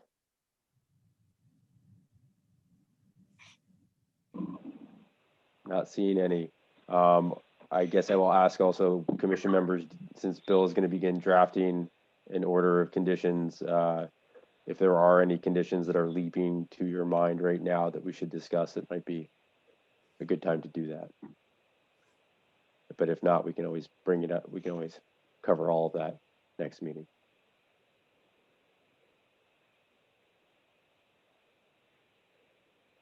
Okay. Sounds like we'll tackle it next meeting. Any last second comments? No. Okay. who would like to make a motion to continue this hearing till 7 p.m. on March 30th? I'll make that motion. I'll second it. Thanks, Can I do Brian. that? I will do a roll call vote. And Brian, are you all? Oh, wait, I can't do anything for this one. Yeah, Sorry. so somebody else needs to second this. Second. I'll second that. Okay, roll call vote. Bill, Yes. Dan, Yes. Mary, Yes. Peter, Yes. and yes for myself. Thank you very much, everyone, for coming in and answering our questions tonight. Really appreciate the work. Thank you. I will now pass the baton back to our honored Chairman Colleran. Honored Chairman. What are Yes, you sir. adding on superlatives? They're free. All right, I'll take it. Okay, so just to do a quick update, the big takeaway from my stop-in with the select board is they would like a copy of the bylaw that we have proposed that separates out the old from the new, so they can tell the difference between what they maybe might have a problem with that we're not doing anything about versus the things to comment on, that they can, the standing law versus the proposed stuff. And so I sent an email to Bill, telling him about that. But other than that, just a couple of good questions, and they'll be interested to see how the public feedback goes. Yeah, so that's a quick summary of what just happened. All right, so then moving on to Kevin Whitney of KNR Construction Company, LLC at 84 Boston Road, DEP number 050-1337, a continued NOI to construct a 7,400 square foot building with 2 paved access driveways, paved parking, and access on 3 sides of the building, and a gravel storage area to the rear and side of the building. All right, Bill Holt, why don't you bring us up to speed since you're the man with the updates? Okay, I sent out a request for proposals to do a peer review to 7 different environmental consultants. 2 responded back fairly quickly that they were not interested in doing the peer reviews. So that left 5. Over time, I got 3 proposals to prepare the peer review. One from,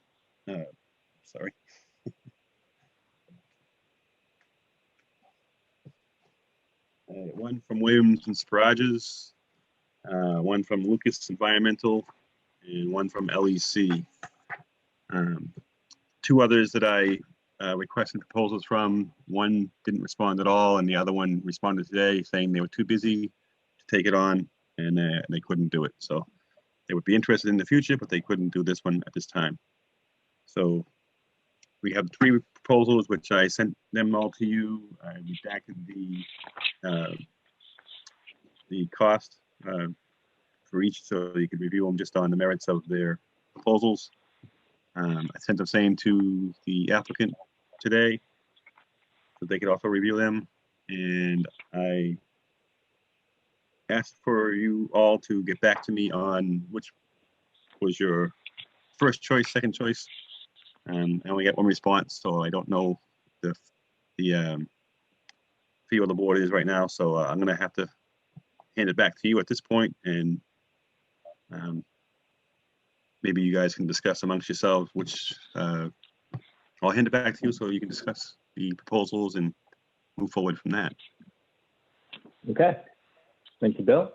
So then just show of hands, who got the chance to flip through these and read them? 1, 2, 3, 4. All right, 4 is not bad.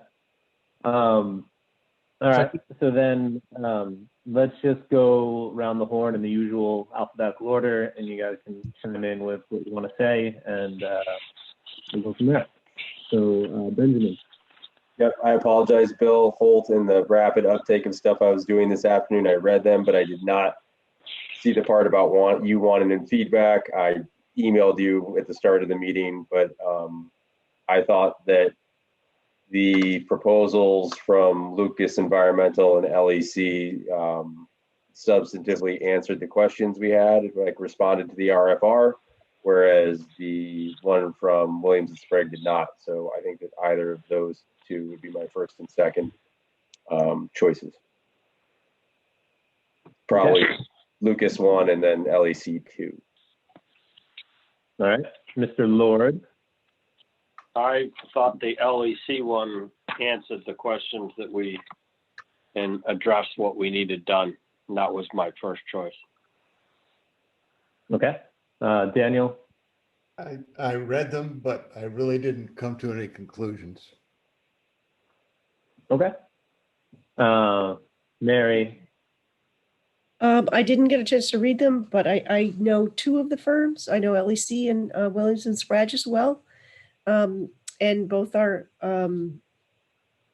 quality firms. If I had to choose, I would say LEC in this case, given the type of project that it is. Okay. And Peter? Yes, I would also choose LEC first and Lucas second. Okay. I don't really have strong feelings one way or the other. So it sounds like we've got enough opinions that we don't need any new ones. So then how do we do this next? Let me turn before we get into the next step.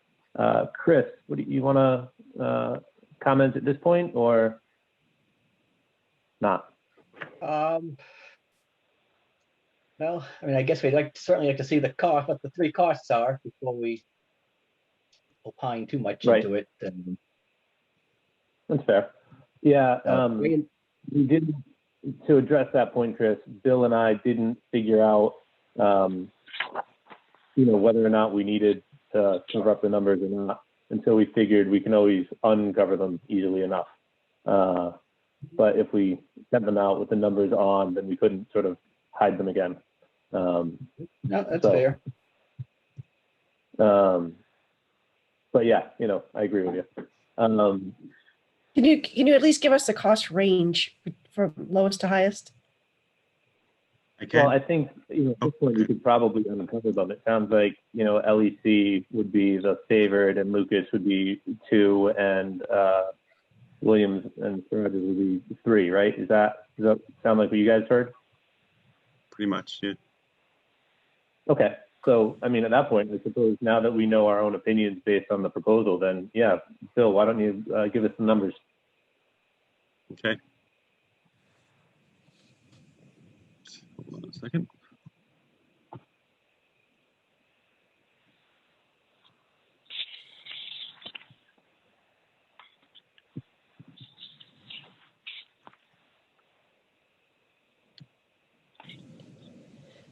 Yeah, hold on a second.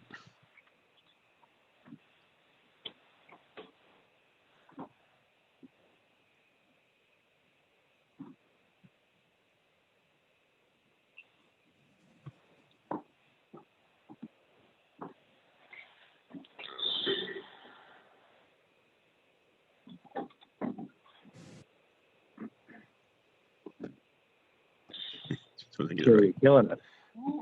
Getting it.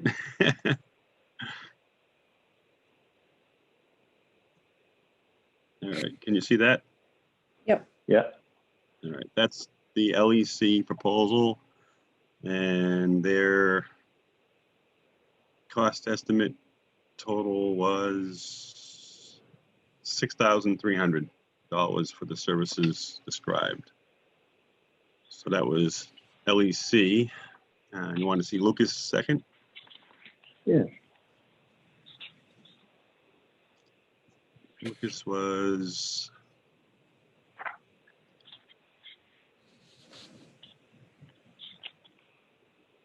$2,400 was their proposal.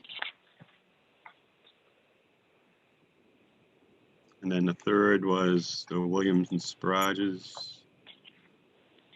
And theirs was 2,200. So that's what we had. Okay. So then I think, in terms of the numbers involved, we don't have to use, right? Like, we don't have to, we can change our minds if we want to shift around our rankings based on numbers, or, I mean, this is so weird doing this. Does anybody from the commission want to comment on that? Right. Now that you know your numbers. Brian, if I could. Yeah, Peter. I think the commission made a decision. They selected the most appropriate appearing individual for this review, and that's what the commission should go with. And we specifically were blinded on the cost. We did not know the cost. And that is, it is what it is. Right. So if the right. selection of the commission happens to be one that appears to have a higher bid, but to no knowledge base to the commission. They strictly right. Normally, I would agree with you, Peter, and the blinding was done with that in mind. But I also didn't really get any strong feelings from anybody. It seemed like if it was one or another, it didn't matter. So I just wanted to double check and make sure. Just because two of them are similar, and the outlier was the one that everybody picked. So I just wanted to go around and double check again. Going once, going twice. Okay. So Chris, back to you.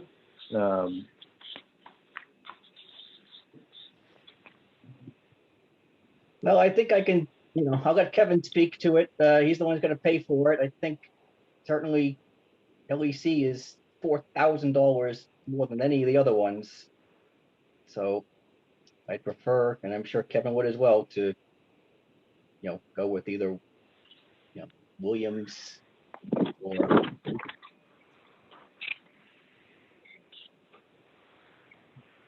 Right. I understand. I am empathetic, and Peter, put it well in the sense of blinding and all that. However, Mr. Whitney, if you feel like you've got a good argument, I'm certainly happy to hear it. But that seems like this is an administrative decision that the commission needs to make itself. Well, yeah, and Mary, the tough part is that just I haven't done one of these, and the numbers are lower. The 10K cutoff is when you see a lot of the, you have to blind and you have to abide by and blah blah blah, and sort of these smaller numbers, they seem to be, more forgiving. Right, you don't have to go through uniform procurement and all that. I understand that right. part of it. But I think before, I think the procedure that we should follow is for us to decide which consultant we're going to select, and then ask the applicant, what is their decision? Are they willing to pay for the consultant so that we can get the work done? Or are we going to have to close the hearing based on the information that we have to date? All right, fair enough. That's my feeling. I mean, that's just my own personal opinion. No, that's okay. I mean, I'm being a softie, and I'm getting called out on it. That's fine. So, Mr. Whitney, let's take Mary's question and go from there. I would like the commission to have some consideration for cost here. I understand that the commission's not paying the bill. No one here is personally paying the bill except for myself. I know I am asking to do a project in your town. At the same time, that high proposal is 3 times the amount of the other two. I mean, they were all selected because they were, professional companies that are adequate for doing this job. It is strange that two of them are within $200 and then one is $4,000 more. I think some consideration should be placed on that. You know, I don't ask you to go for the cheapest one, but I feel there should be some consideration, because I know you guys are looking for some help with forming a decision, and I would think either of the lower priced one would provide that service for you. I mean, this is a huge burden for me that I was not planning on. Right. And, you know, to the point that was made, you know, I think that it sounds as if, you know, if you're comfortable not going through that, then, you know, we just go through the process of doing probably a denial, and then we do the appeal, and, you know, we take it to the state in the manner of speaking. It sounds, you know, I think the commission, I'm getting the impression that, you know, they'd rather not negotiate, you know, and just sort of leave it in your court. You know, if you'd like to take the peer review route, then that was the route offered. And if you want to do the appeal route, then we'll do that. It's no big thing. May I ask at this time, is there anything that the commission could tell me of what I can change, any specific items that I could change on my plans for you to grant approval? Yeah, I think the suggestion I made at the end of last meeting, where you go to a 3-bay building and so that you could pull that wall back from the buffer, which is kind of what I think a lot of members of the commission have repeatedly come to, is that we want to see that wall move back from the buffer, from the resource, and have more buffer preserved. So one solution, and there may be other ways to do that. I think that at times we've talked about reconfiguring the site entirely and where the garage would be. People have talked about shifting it one way or another, moving it towards the road, putting it in a different part of the lot. I said if you lose a bay, but it's the amount of buffer that, you know, how close to the resource area all the impacts are coming. So, you know, I think that that's the concern here. We're currently at 16 to 18 feet from the buffer. What would be the number that you're looking for?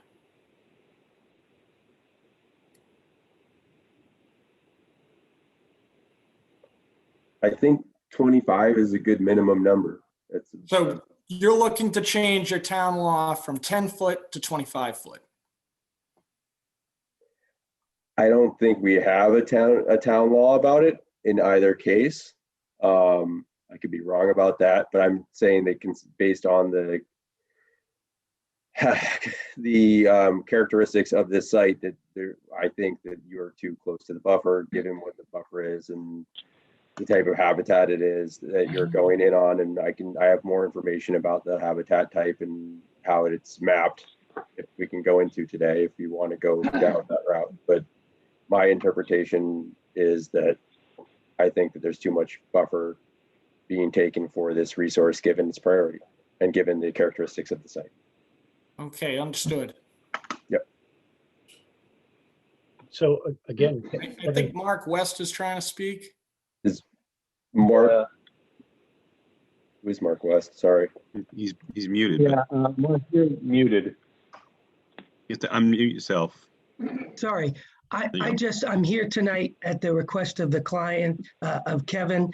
I just want to at least speak to a couple quick things, because I was on the site walk with the commission many months ago when we looked at the wetland, when we looked at the site. I also delineated all the wetlands associated with the entire storage facility, which had far more impact as a project and included work in the vicinity of wetlands. And there was not a review, but in the big picture, I just didn't get a feeling from the commission. And based on my experience with this particular resource, a forested wetland that's not a vernal pool, that we hiked out and saw that there's a scrub shrub marsh maybe 200 feet away, 250 feet away. I don't really understand why there's such a concern about this particular project. And related to the reviews, even if we review part of this off-site wetland, there's only 15 flags that need to be looked at total. So to spend $6,000, and I realize they've reviewed the NOI and everything, seems like a lot for me. So I am here tonight just to at least give you that statement. I've worked for 30 years in this field. I've had Mary Rimmer review my delineations. And I guess I understand there's a concern about the proximity to the resource area, but the resource area itself and the overall project don't seem that drastic based to have this extensive study of over $6,000. I just wanted to make that statement, and I'll be quiet. And I would hope if there is a review that I could be there to look at it with whoever might do it if you're going to do it. Thank you. Yeah, thanks, Mark. Just to your point, the various, delineations and the wetland resource details, isn't really what's driving the conversation, right? It's the amount of buffer impact that's driving the conversation. And so, in a manner of speaking, we're not talking about the resource area, which is part of the difficulty that we're having because the WPA doesn't really do a good job of addressing this particular situation. And we've gotten different opinions on the ways we could go forward, in a manner of speaking. So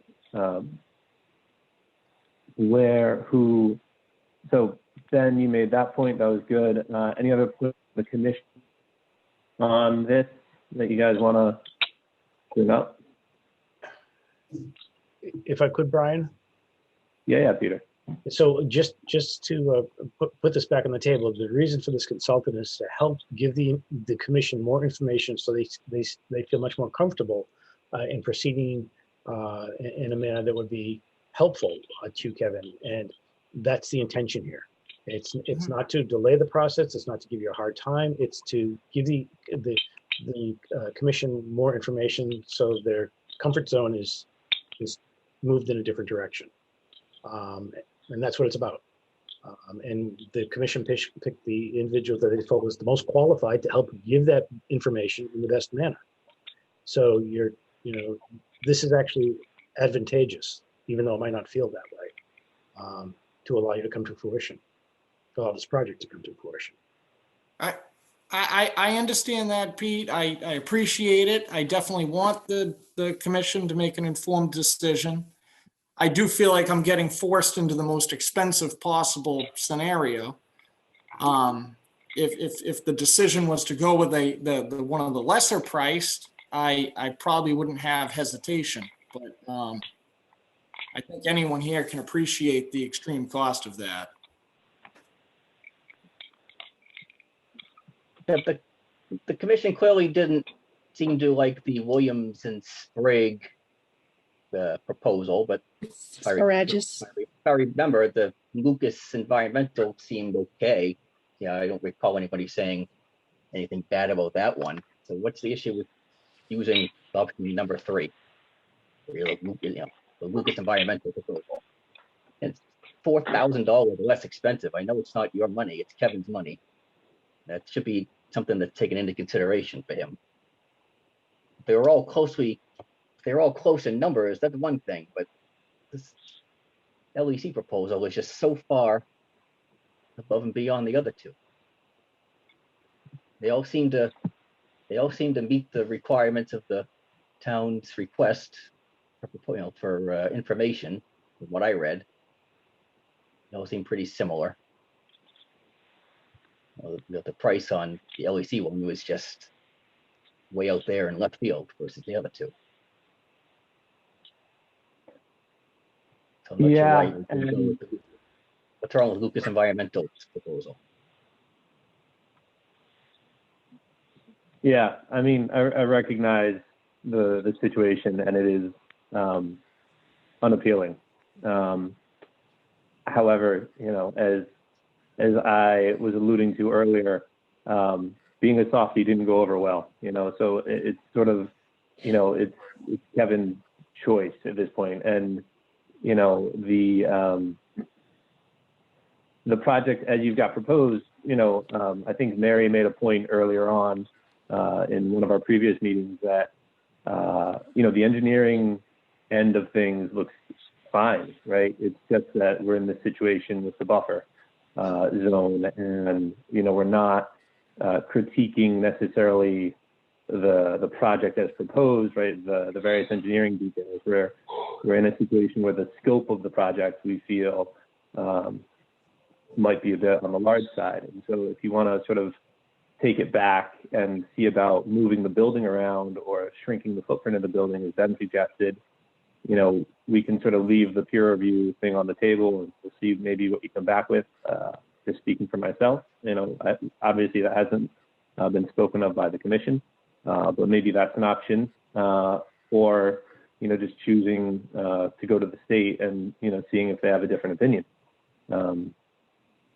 But I think the commission, the vibe that I'm getting is that it's your decision rather than ours at this point. I think we have to make a decision on, take a position as a board on whether to hire a peer reviewer and which one to hire, and then offer the applicant a decision to make. It's unfair for him to make the decision without us going first, I think. And when I was suggesting before that we had to do it ourselves, I wasn't advocating for one particular firm over another. I had my impression based on just my knowledge of the two of the firms was, but I don't have a firm commitment to any of them. So I think it would be worthwhile if we just all, decided on which one to go with first, and then all right. and we can the applicant decide if he wanted to pay for it. That's fine. We can do a vote just to, make our own opinions clear to everybody. So let's start with Brian, are we able to, so we basically went through and ranked it, and our first rank was LEC, and our second rank was Lucas, and our third was Williams Asparagus. Now that we know the costs, are we allowed, my question is just, are we technically allowed to change it? Yes. Okay, then let's vote, and technically, I just want to make sure we can. Okay. Yes. There's nothing that requires us to, okay. We're not bound by the price, no. Okay, great. Yeah, so then I suppose we should do a roll call vote on what our own opinions are, just so that that's on the table as Mary suggested. So I don't know how to structure the voting on this. This is odd. So, all right. So who would like to vote for Williams and Sparagus? Just open, any hands up in the air, any ayes, going once, going twice, sold. All right, nobody would like to vote for that. Okay. So then moving on to LEC, to LEC. Who would like to vote for LEC? Ayes or hands in the air, we'll do it that way. So LEC going once, I see one hand, going twice, I see two hands, going three times, I see two. Okay, I didn't vote, sorry, I'm doing this. And then what was the other one? Lucas. Lucas, thank you. All right, so who would like to vote for Lucas? Hands in the air or an aye? Going once, going twice. All right, so we have Daniel, we have Ben, we have Bill. Great, so it's 3-2. So basically, if I were to vote for LEC, we need a tiebreaker. And if I were to vote for Lucas, we would just be in favor of Lucas. Sorry. Unfortunately, I didn't have much of an opinion. Let me glance at them again.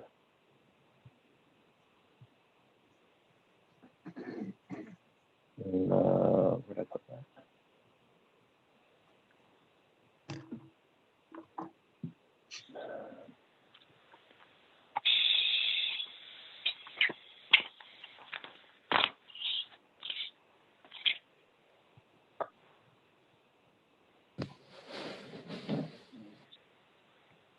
Bill, do you know Lucas Environmental? I actually contacted Kurt Young who sold his company, Wetland Preservation Inc., which That's is out what, of okay. New Hampshire. He sold it to Lucas and he's still consulting with them. So Oh, okay, okay. that's how I got their name. Yep. That's the company they bought his company, so he's working for them right now. Would he be working on this project? I got the impression he would, but I can't guarantee it. I could ask if that's Right. the direction you Right. want to go in. I know Kurt Young, I don't know Lucas.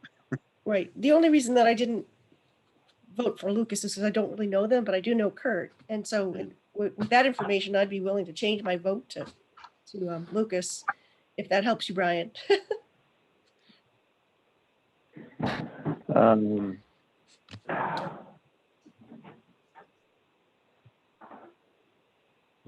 I mean, honestly, just glancing at these, I don't see a difference in any substantial way between the two So proposals.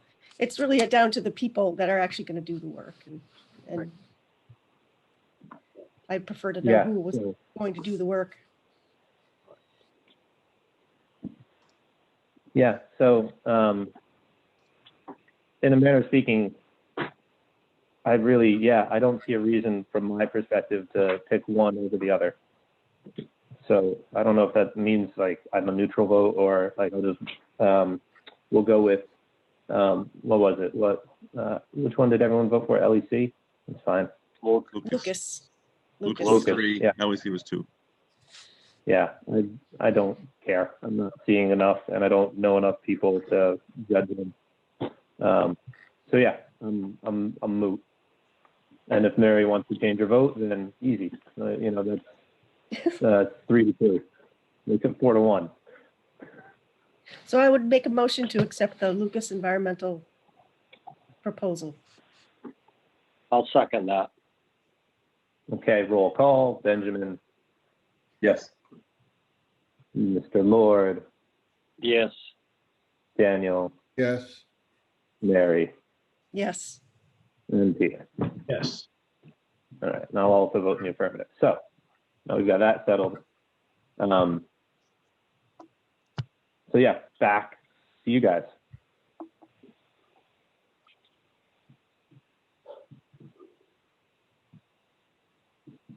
Oh, do you need me to accept this tonight, or do we accept it, allowed to consider the options? I'm not sure how this works. Yeah, I think the board can certainly chime in as they feel appropriate, but I would be okay with you sort of thinking it over. I mean, Well, we from my could contact perspective- Bill Holt, within a few days if we wanted to move forward. Yeah, just in a manner of speaking, if you can let us know by the next meeting, we're not going to make any moves before that about anything. So it'd be an open conversation. Yeah, it would depend if you want them to start right away or if you're okay with them waiting until March 30th to start. Oh, so we'd have to meet at the next meeting to decide. No, and if they voted on it, if you agree to it, we would probably need the check issued to our department so we can put it in our account. Yeah. And then we would then contract with Lucas to do the work, and they would start as soon as the contract was formalized. So Was Lucas the $2,400? yes, Okay. it was. If you wouldn't mind, if I could have a couple days to consider my options, and I could still deliver a check, to Bill Holt to move forward, even within a week. Does it have to wait a month? That's what I'm trying to figure out. I think we can authorize Bill to take action if you decide to go that route. Yeah, that's what I was thinking. Yeah. Yeah, good. Because we voted on the choice, we picked the consultant, and if you act on the choice that we made, great. And if you don't act on the choice that we made, then also great. But we won't, as a commission, have anything new to say, obviously, until the next meeting. Mm-hmm. Yeah, so I'm thinking out loud. Yeah, that sounds right. Yeah, Mary, right? There's no reason he can't do anything like that. Right, that's fine. Yeah. It can be, the administrative part of it can be handled between the meetings because we've Right. already authorized the consultant. If you choose not to do that, and then we'll be left with making a decision at the next meeting based upon the information that is before us, which, as you can see, is not all in favor of the current plan. So I don't know what the only thing breakdown we need is, to but do- right. Pardon me? At the next meeting, we would have to deny if, Mr. Whitney, you chose to go that route. But administratively, the consultant could go through and you guys could change plans and propose something different as well. And that would Well, be we another. can't presume that he would get a denial, but we can. No, I'm just saying that would be our, you're right. You're right. Have to close the hearing and vote. Yep. Yeah, we'd have to close the hearing and vote, right? I understand. I understand the sentiment. But yeah, I mean, take what time you need, obviously. Thank you. So we need a vote, motion to continue though, till the 30th, I believe. I just want to throw some information out that I found out recently and kind of trying to figure out just think about this property and plans more. Is that all right, Brian, if I share a screen for a second? Or do we not want to consider any new information right now? I guess that's also up to, I can leave it up to I don't know how big a deal, or what do you like? I'm trying, in response to the question that Kevin asked, I guess I would consider it part of why I'm saying what I'm saying. In that I just going to show the biomap for this area because the buffer and the wetland resource on there are on the biomap too, for areas of concern and natural heritage concern and stuff like that. It's not a let's punt on that one because that's just an educational thing, right? That's not like necessarily a regulatory influence of what we're talking about. I don't know how that ties into the Wetlands Protection Act, but I don't know. It feels a little bit like that one might just be like educational outreach, and I think I don't know. Okay. I don't know, Ben. I'm all out of. I understand. I think that I apologize to Chris and Mr. Whitney because I don't think we've ever really been in this position with this current makeup of the board,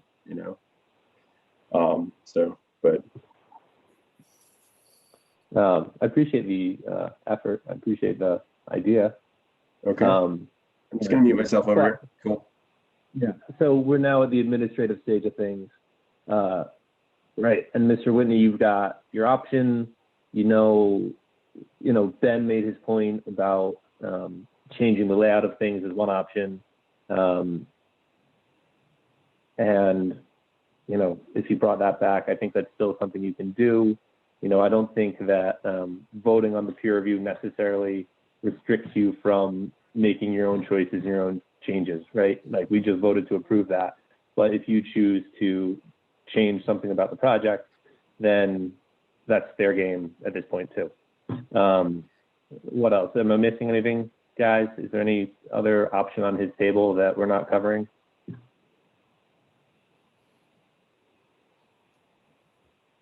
Take that as a no. Okay. So that being said, we'll just do the continuance. Any other last minute comments you want to throw in? Going once, going twice. No. Okay. So we'll do a continuance. Raised hand. Where? Harmony Wilson. Oh, there we go. Thank you, Ben. You're welcome. Harmony, go for it. Miss Wilson. Hi, guys. I'm not throwing a wrench in anything. I just wasn't sure when it was appropriate to jump in. And I've been with you all this time. So I just wanted to say hello. Harmony Wilson, 1282 Broadway, Haverhill, Mass. Here on behalf of Marahawk Nature School, which is Mr. Whitney's neighbor. I completely understand what's going on, and Mr. Whitney has some decisions to make. I came to this meeting tonight because I thought that this process had already gone to peer review and that you'd be reviewing findings. So I guess my number one question is, once this goes through you and decisions are made, is this project going to go back to the planning department before it's finally approved? Pete. Peter, maybe you could speak to that. Right now, this project's on two separate tracks. Two separate, okay. Going through planning and it's going through conservation. Okay, so two separate at the same time. Wonderful. And I guess best case scenario, I know this is a hypothetical question. Would it be, I guess, Mr. Whitney, are you trying to break ground this summer? Like if you know, you go through the peer review or you make your decisions, and I'm just trying to figure out what meetings I should be following, and perhaps I should just be emailing Mr. Holt before I jump in. The intentions were to start this summer. It doesn't look like it's going to be this summer at this point. Okay. The process is taking more time than I was hoping, but it's step by step. Okay, thank you. And I didn't mean to derail anything. I'm not for or against. I just want to keep an eye on what's going on so we can plan accordingly, particularly around the construction phase. I know there's a lot of ledge and there will be blasting, and we need to plan our programming around that. So once again, I just wanted to say hello. Thank you for the time. And that's it. Okay, Thank you. Great. Thank you. So then going back then, no other hands on the side, then nobody else is waving at me that I'm not seeing. So then, yeah, let's have a motion for continuance.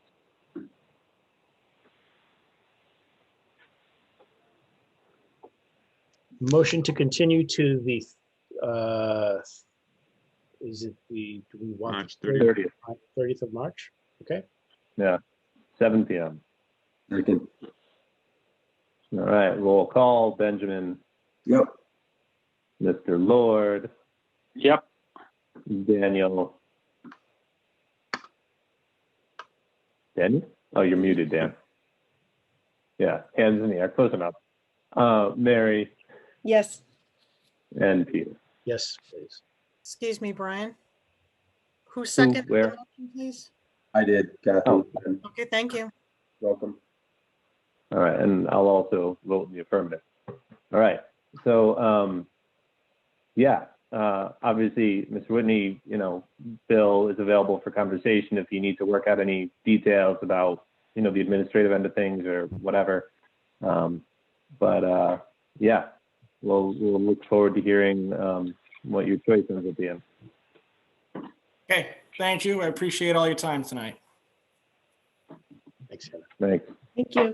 All right, so then what is next on the agenda?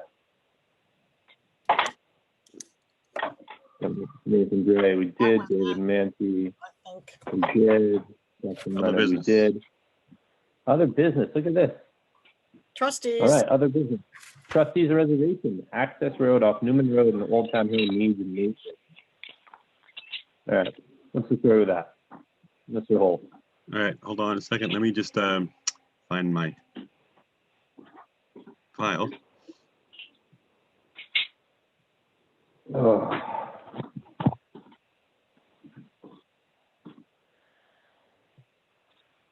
Hey, Mary, you changed backgrounds. Are you in the same room, or did you just like I'm get in a the better couch? Same room. I just decided to sit down away from my desk. Okay. I was contacted back, boy, it had to be back in, I think, November or December, right after one of the site walks, that the trustees were having a little issue with their pathways out to the Old Hill section of the trustees' property. So I went by, took a couple pictures before it snowed out, and you can see in this picture the path. This is where they had like a riprap or a stone filter put in, installed. I think it's only about 6 inches in depth, probably 3 to 6 inch stones. And what's happening is that has settled and it stays very wet and flooded. So people are walking around that area and going into the salt marsh and killing the vegetation on either side. This is the other side area where it's also doing the same thing, and they're walking around that area. So what they would like to do is maintain these by adding some more stone just in that area that's already been added. So raise it up so that the water will still flow from one side to the other, but will allow people to walk on it without getting their feet wet, and therefore they will not walk through the marsh to get around it. The other issue they have is in the culvert, which is right here. People have been, for some reason, putting stones in it. There would be kids or whatever, but someone's putting stones into the culvert, which is blocking it up.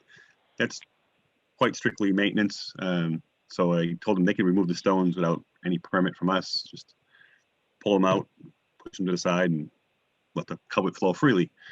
So I think they already did that, but they wanted to know if they could do this maintenance without coming back. It's an open permit now, I believe, still. I don't think it's been closed out yet.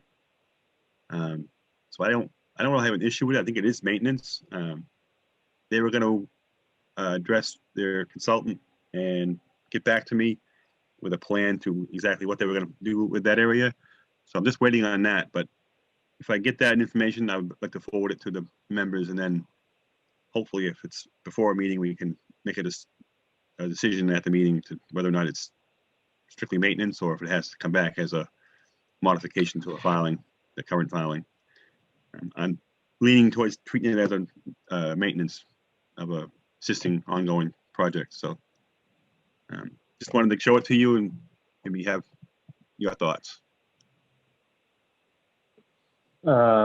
Just looking at this bill, that picture you just had up, if they stay within the road, right, that's a maintenance thing, but that walk around path through the puddle and through the stones, that would be getting off the road into the marsh, right? And so would we be just like allowing that area to revegetate naturally, or would they be doing anything helpful?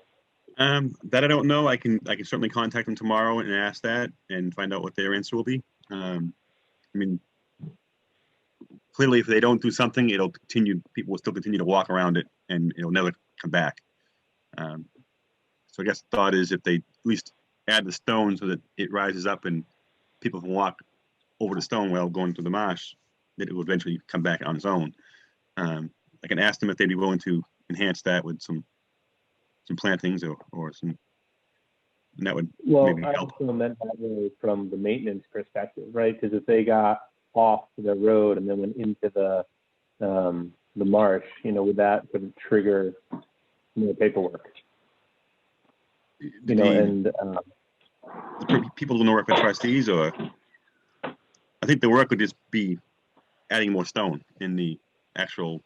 Yeah, so they wouldn't be like putting plugs in or like anything on the social path. It'll come right back on its own. Yeah. Yeah, they'll leave it alone, right? Yeah. Yeah, I think that we just want to make sure that they add enough stone to keep people off those. I've walked that a lot, and you can understand why people do that. So it's just a matter of if we're going to let them go, if we're going to say, yeah, go do it, just say, hey, make sure you put enough stone so that it is going to be the driest path when things are wet. Mm-hmm. Don't just go down in there and do it. I'm not saying that's what they would do, but just say, yes, do it, and do it in a way that's going to ensure it stays dry. And that's the path people take. Okay. I have a chance? The idea was to create those swales to maintain tidal exchange on either side of that road. So they still want to have it low enough so that it will continue to allow tidal flow at most tides. So they may have to put large stones for stepping stones across it so you can get across at high tide. But that'd be fun. Yeah. Yeah, it's just a matter of draining out. I think that's really what happens is it never drains afterwards. Yeah, when that was put in, the whole point was to have it flood, and it was from day one. It was kind of a disaster for going anywhere. They did it a little better at Kent's Island. They did the same thing on the Kent's Island Causeway, and it works a little better. They just got the elevations better there.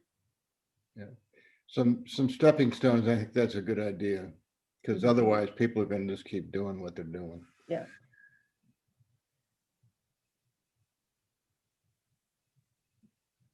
So I'll Okay, contact him and give him. Yeah, that sounds like we've got enough commentary on that. Ready to move on to the next next piece.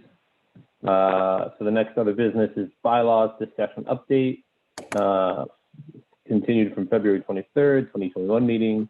We need to schedule the public hearing as a special hearing date for March 23rd. Need to place a legal advertisement in newspaper.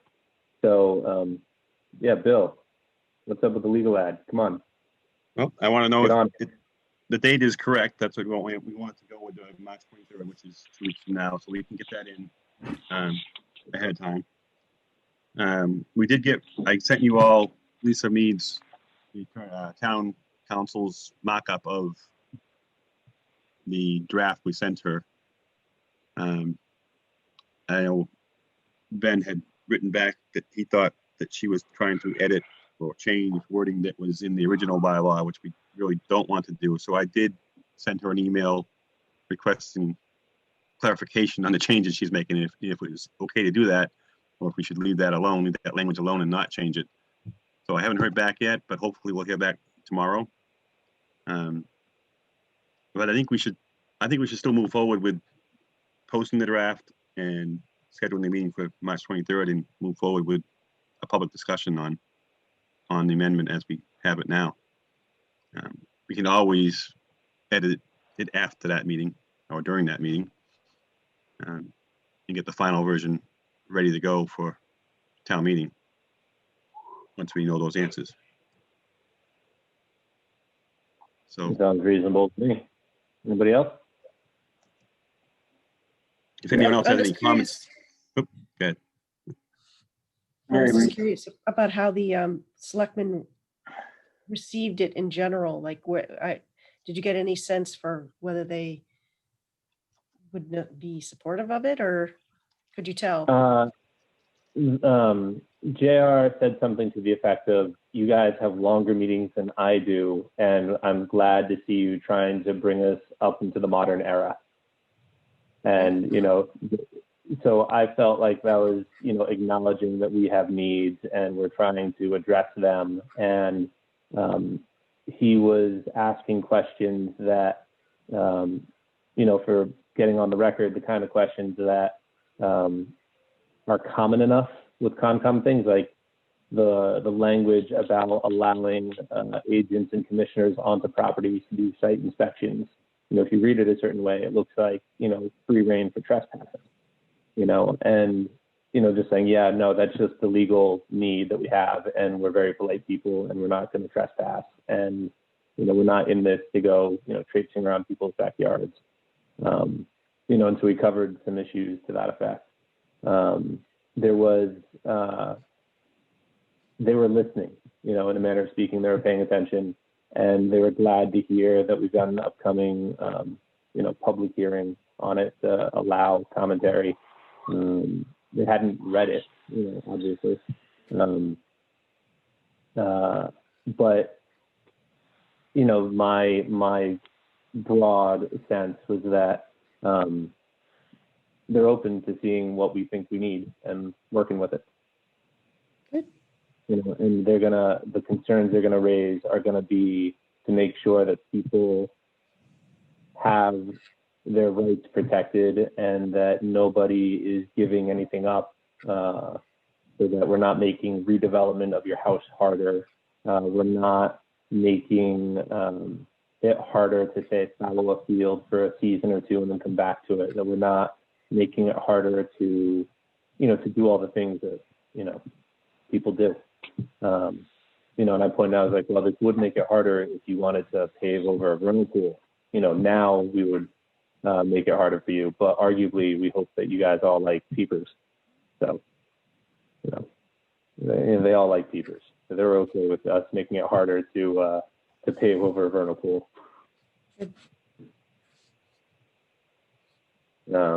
Did they request? Yeah, go ahead, Bill. Did they request? I think you mentioned you sent me an email. Did they request like a mock-up of the current or the proposed draft that shows the changes from the previous? Okay, I get it. Yeah, because I think it was Geraldine Stevie, who was looking through the Barrier Beach performance standards and asking about them. And I was like, oh, we have those already. Those are already here. And that wasn't clear to her that that was something that was already on the books versus something new that we were proposing. And Right, so so- to separate out the new pieces from the old pieces so that they can not waste their time reading and critiquing things that, are there and aren't going anywhere. Makes sense. Okay. Easy enough. Well, yeah, so for what it's worth. That's what I got. So, Question, so it seemed like there was a lot of, stuff that's still up in the air to at least something. And I'm just sort of wondering how close this draft really is to being ready for a hearing. I think, Dan, we actually took care of it. The stuff that we sent to town council, the comments that we got back, to my eye, at first glance, just look like legal grammar issues. Changing the thou shalt into the thou shalt, that kind of thing. But, I didn't see any real changes from her perspective. And I think that based on the conversation we had at the last meeting, working through our own decision point, I don't think anything major is going to change unless it's going to be a contribution from the public, that they want to see something covered or addressed or included or, whatever. Otherwise, I think it's in pretty close form to what will end up on the warrant. I think it's important to note this is the bylaw. It's not the regulations. The regulations will, I think, be the heart of the matter, the meat of the matter. This is to allow the bylaw to apply to the whole town and to add some purposes and some other resources that we want to regulate. It's not the regulations where you're going to have the performance standards for how you do these things or the buffer zone performance standards that we want to try to enact in the future. So this is sort of the way we are able to do the regulations that will provide more regulation, more protection for the resources. So I think this is the first step, and then we go to the next step, which is where most of the real work is done, I think. So You guys have been doing a lot of the writing and editing and stuff. And I just, I'd like to think it was a pretty polished product if you're going to have a public hearing. It seemed like there was just some, there were some comments from the attorneys there. Just this sentence is kind of goofy, Right. There's some of that needs to perhaps be. I think we do need to tighten it up a little bit before the 23rd. Yeah, Bill, when's the minimum? When do we have to have it on the website for the hearing on the 23rd? It should definitely be there 72 hours, but I would say we'd want it more than that. Give them a week to do it. So probably. Oh, yeah, the more time, the better. Give it, get it up as soon as you can. And, obviously the more time people have to see it, the better. But, yeah, I think if it's just grammar errors, if it's not substantive, it's just grammar errors and context. I think I can edit those and send them out. There were some substantive comments though about making things too broad. Yeah, there's even. What are we talking about? There's stuff that needs to be addressed here. It's just a matter of whether or not we can address those prior to the meeting. Do we have any recourse to address them to get a polished product that we think is close enough to finish prior to the 23rd? Right. I didn't get. So what are the things that are substantial? Because obviously I skimmed past them and didn't see it. Are there many? Are there just one or two? The regulated activities had a too broad that we need to get at.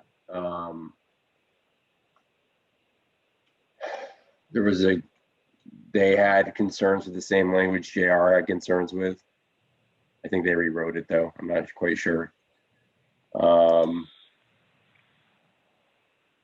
Yeah, a couple for 2 broads in the regulated activities.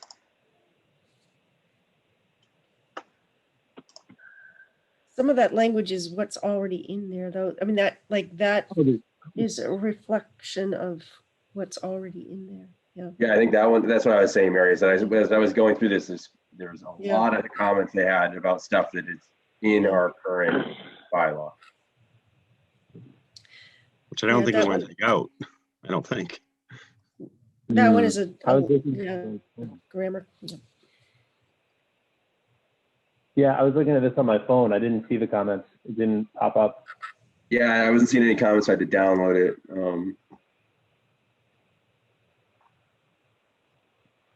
Yeah. Anyways, they don't like the existing bylaw on the beach anymore. Well, yeah, we can take that up with them another time. Well, I did send them a question on to that extent. Why are we editing what's already on there? I mean, do we want to do that? Can we do that? If there's something wrong with it that we can correct, this is the time to do it. But it's kind of like reopening the whole bylaw issue might be problematic. If this is what was agreed to. Yeah, these are all part of the original. Yeah. I don't know if we want to change those things. No. So yeah. I think we leave it. I think we leave it. Opinion before we touch that stuff. Yeah. See, yeah, this is the original. I don't still want to touch bylaw. that. That's still all the old stuff. Yeah. We got to change this to be the current, but other than that. Mm-hmm.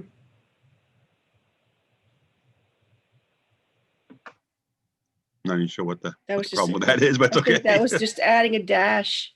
I know. Sorry, I know. Yeah, same there.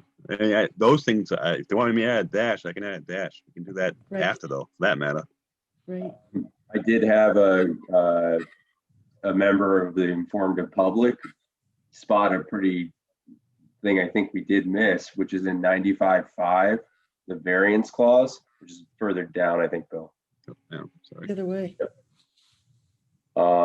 Yep, just below 90. Yep. Part 2 there, we didn't change barrier beach. So it makes it so that we can only issue variances on barrier beach project. Oh, yeah. So make that change while we're in here. And look at that. They didn't catch that one either. That's one to catch. Yeah, I'm glad this person caught it for sure. So we want barrier beach and what else we want to put there? You just want to say wetland resource areas. Take out located on the barrier beach. Yeah. All right.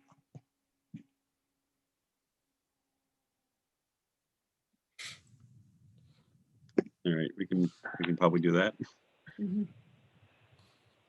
So I don't know. Do you want me to look this over and the small little edits that make sense, correct them? The ones that are more substantive to the old bylaw, leave as is until we hear back otherwise? Yes. All right. Yeah. So I'm going to basically leave it pretty much the way it is, other than the small little things like that. We can take that little statement out, and any of the dashes and grammar errors and things like that we can fix. Yeah, I think there were two. There was one thing at the very end there with the date for. There was some date for when this bylaw was enacted or something like that. The very last paragraph. I think that was left blank. Yeah, because we don't know when. Okay. So that can't do anything with now. There was also that when it's that that'll place be filled where in when it's and. Yeah, the end part. That was another yellow highlight. I think we highlighted that stuff, didn't we, in our last meeting? Yeah, I highlighted the yellow just to say those are things we have to fill in or fix. I was hoping they would give us some advice on those, but like the error that was right here, this error, can I fix that and take that out? And That's, to me, I think if we fix that, we don't have to have this footnote anymore. Right. That's Yeah, I think we fix that and take it out. Yeah, I think so too. That way it's not there anymore. They didn't really make a comment on it, but all right. So I guess my thought is correct those small things, leave the major things untouched for now, and then go to the public hearing and we'll see what else. I think the only real point I wanted us to touch on now, and I know it's getting super late, is in 95.2 up at the top. The way I can't remember what we decided we wanted to do with the comment she has, as well as land within 100 feet, because I think that's why that was highlighted. Keep going up a little bit, Bill. Yeah, that comment there. So currently this reads that the buffer zone only applies to vernal pool, IBW, and ACEC. Is that the intention? Or is it to have a regulatory authority over 100-foot buffer zone around any jurisdictional resource area? I thought it was the latter that we decided on. Well, it said the following additional resource areas, which is the ones that we added, right? That's what I was taking that as. Okay, so did she just not read this correctly then? That's my interpretation. No, because the beginning of the sentence says no person shall engage in all these activities within or degrading any resource areas. Doesn't talk about the buffer zone. The only place we talk about the buffer zone, it should say as well as any she's right. It only refers to buffer zone for the 3 items below. So we just need to, it needs to say any wetland resource area or buffer zone as defined in 310 CMR, as well as land within 100 feet of the following additional resource areas. So you need to add another buffer zone after wetland resource.